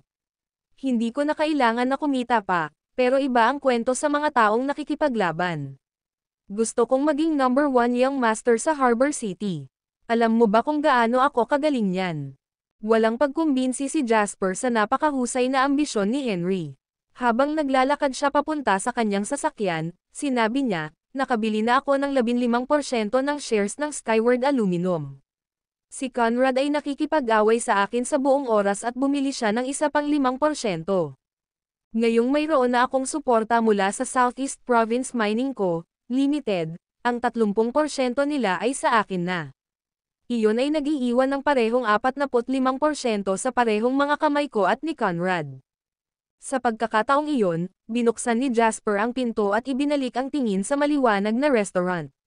Yumuko siya, sumakay siya sa kotse at nagpatuloy ng mahinahon, sa makatuwid. Ang laban para sa isa pang 5% ng shares bukas ay ang pinakamahalagang labanan sa lahat. Ngunit hindi iyon alam ni Conrad. Ang kakulangan ng kaalaman ni Conrad tungkol dyan ay sapat na upang matiyak ang kanyang pagkawala. Isipin mo, lalaban tayo bukas ng may tapang at pangako na tapusin ang lahat, habang nakikipag-ugnayan pa rin siya kay Colin at tumatanggap ng paalitang pangako mula sa lalaki. Iisipin ni Conrad na ang tagumpay ay nasa kanyang mga kamay. Kung ganoon, ano ang dahilan kung bakit kailangan kong mawala? Sumakay si Henry sa kotse niya. Matapos marinig si Jasper, naliwanagan si Henry. Pagkatapos, lumingon siya para tingnan si Jasper ng kakaiba at sinabing, saktan mo lang ako if ever magalit ka sa akin in the future, okay? Pangako hindi ako lalaban. Huwag mo na lang akong i-plot, please. Hindi ako makakatulog ng normal kung gagawin mo. Yung papa mo mayaman diba? Sa tingin mo maaari mong hilingin sa kanya na bilhan ka ng kaunting talino. Komento ni Jasper. Matagal bago naintindihan ni Henry ang ibig sabihin ni Jasper at napasigaw siya, what the f asterisk sick, man. Sino ba naman ang nagsasalita ng ganyan tungkol sa bayaw nila? Kuwit. Sa isang kisap mata, bagong araw na. Alas 9:30 ng umaga, nagbukas gaya ng dati ang share market A ng bansa. Nakaupo si Jasper sa harap ng computer ng 9 ng umaga. Siya mismo ang gagawa ng gawain ngayon at angkinan ang tagumpay sa labanang ito. Ang video na ito ay edited by Urban Storytelling. Kabanata 620. Pagkatapos ng isang linggong pagtaas ng presyo nito, naging hotspot na ngayon ang Skyward Aluminum sa share market A. Alam ng lahat ng mamumuhunan na may mga dealers na nagsisikap na lumaban para sa kontrol sa kumpanyang ito. Sa makatuwid, ang parehong mga retail na mamumuhunan na may mga idol na pondo at mga organisasyon ay nagsisikap na gawin ang lahat ng kanilang makakaya para lamang makuha ang kanilang mga kamay sa kahit isang maliit na bahagi.